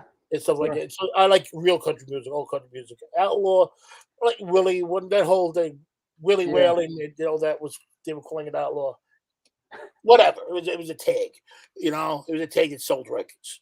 But it was good country music. You know what I mean? LaRouche says, if Turnstile threw poo, maybe I'd go see them. Give him a minute. Here's what we're talking about here. Guys in our generation are throwing shit, right? And Turnstile's up there, you know. Well, here's a good one for you to finesse. All right. Did Paul get into any scrapes working security? Here and there, nothing major. For the most part, like you had other guys working with you, so you were breaking up fights. You know what I mean? We weren't really getting into them. I mean, I had to smack a couple of people here and there, but nothing crazy. Probably when I was in Kansas City, working out there, some of the clubs, them boogans, they get drunk on their Coors Light, then they some of them they wanna roll, and so that was like when you would sometimes had to do what you had to do, but it was just more annoying than anything. Especially they heard my New York accent. Like, you talk funny, and then I have to go roll around with this guy who's older than my father. You know, but a lot of times, like I said, you worked with other guys, so you were breaking up fights. So like you're not getting paid to fight, and everything. You're getting paid to do security to make sure that things run smoothly, so everything is secure. The show can continue, or people can enjoy themselves and drink. You're not paid to be there to be a tough guy, pick fights with people. That didn't mean I liked everybody coming to the door. By no means, I hated the majority of them. But whatever, I'm there to do my job. Leave me alone. I leave you alone. The less that you had to deal with me, the better. That means you were having a good time, and you didn't have to worry about me. Well, that's a good security. That's a good security because listen, coming up. I remember dealing with clubs in Boston, the Rat, places like that, where the security guys were out to hurt people. Yeah, and they would get away with it. Yeah, I worked at the Rat briefly when I lived up there and everything. Yeah. And Jim, the owner, he was a really good guy. He was a funny guy. May rest in peace. But the Rat. Actually, one funny story about the Rat. There was some hardcore show going on doing security, and sometimes things straight to break out and drag people up the stairs. We would let the kids in through the back door to the Rat, and they came to come down the stairs and see it, and that's the way that they went out. The upstairs is closed unless you were 21, but you couldn't go up the stairs. Was the barbecue upstairs? I remember when I went. Well, they had the rest. The Hoodoo barbecue that used to be upstairs when I was in Boston in the 80s. They had they had the kitchen in the Rat. I don't know. Okay. But so but the stairs from the basement and the inside that went up the stairs, they had closed off. So it was used for an emergency exit kind of thing, right? Sure. So the kids couldn't go through the bar. Yeah. Some hardcore shows going on. Blah, blah, blah, it's a scrape. Kids acting like assholes. It's me and this guy, Big John. He rest in peace. So I yoke some friggin' kid. I don't know who he is. I yoke him up there. He's like, fuck him, get him out of here. So we dragged this kid up the stairs. Boom, boom, boom, boom, boom, boom, boom. Drag him up the stairs. Drove him out the door. I think one of us even kicked him in his ass on the way out the door. Like, get out of here, whatever, Okay. So months pass. I'm living the blood stuff. My buddy Opie plays me a tape for this young new band called Blood for Blood. Playing me the tape. I'm like, all right, it's hardcore, whatever. They curse a lot. Okay, and and then he's like, read the thank you notes on that. So I think it was Rob, and I believe it was Rob. And I take this and thanks to Sheer Terror, my favorite band, or like this, very nice thing that he said, like thanking me and my band for being an influence and inspiration and whatever. It's like on the demo tape or something like that. So I'm like, okay, that's cool. And he's like, you know what that is? I'm like, that goes, that's the guy you dragged up the stairs by his. Oh. There you go. It all comes back, right? Jesus. Yep. Hey, let's go eat some dinner, huh? I'm getting hungry. Sounds good to me. Yeah. Thank you for coming on, man. I really enjoyed it. Thanks for having me on. It's fun. I had a good time, and definitely, guys. I'll see you guys in 2 weeks. Anybody you want to thank? Anybody you want to thank? Shout out anything? You know what? Well, you already said you don't want nobody to thank you, so I ain't thanking you for nothing. Enough already. Stop thanking me. But I would want to thank everybody for watching today and having a good time. Definitely come out in 2 weeks. It'll be good to see you because then a week and a half after that, we leave for Europe for the whole month. And, thanks for sticking around, guys. And, thanks for supporting this show and any of the hardcore shows or punk rock shows going on out there. Please don't stop. All right. Thank you. I'll talk to you soon, Paulie. Thank you. All right. There you have it. See, whenever somebody says, they can't do the show or whatever, I don't get upset anymore. Because basically what happens is we end up doing great shows. Basically, at this point, I should just be like, fuck guests. Fuck these guests. I should just put the link out in the universe every day and let's see what happens. It was a great show. Good stuff. We will see you a week from today with Chris Jericho. Should be very, very interesting. Got Chris Jericho coming up on June 11th. And then, of course, June 18th is the Biohazard matinee that Paul is playing with Sheer Terror, and I am playing with ID. So, that's it. Yes, Gertie, it was, I know, Joe Frank, right? Good shit. Good shit. Thank you, everybody. It was a really, really fun show. I got it. Yeah, freestyle rules. I got to get cracking again and book some shows. Shows have gotten easier to book because people want to come on the show now. Yes, you've been asking about Pure Hell show. It's been going on. Pure Hell, for those that may not know, were a African American, the first African American punk band. I think before the Bad Brains, before all that, there was Pure Hell. One of the guys from Pure Hell played our A7 show. I forgot which one. Chip, maybe. So that's it. But yeah, I'm gonna reschedule Tim Shaw. He just had a serious work thing he had to deal with. Is that right? Puke and Vomit reissued their LP. Good. That said, thanks a lot, everybody. It was a great show today, and I hope to see you soon. Until then, do good things, and good things will come to you.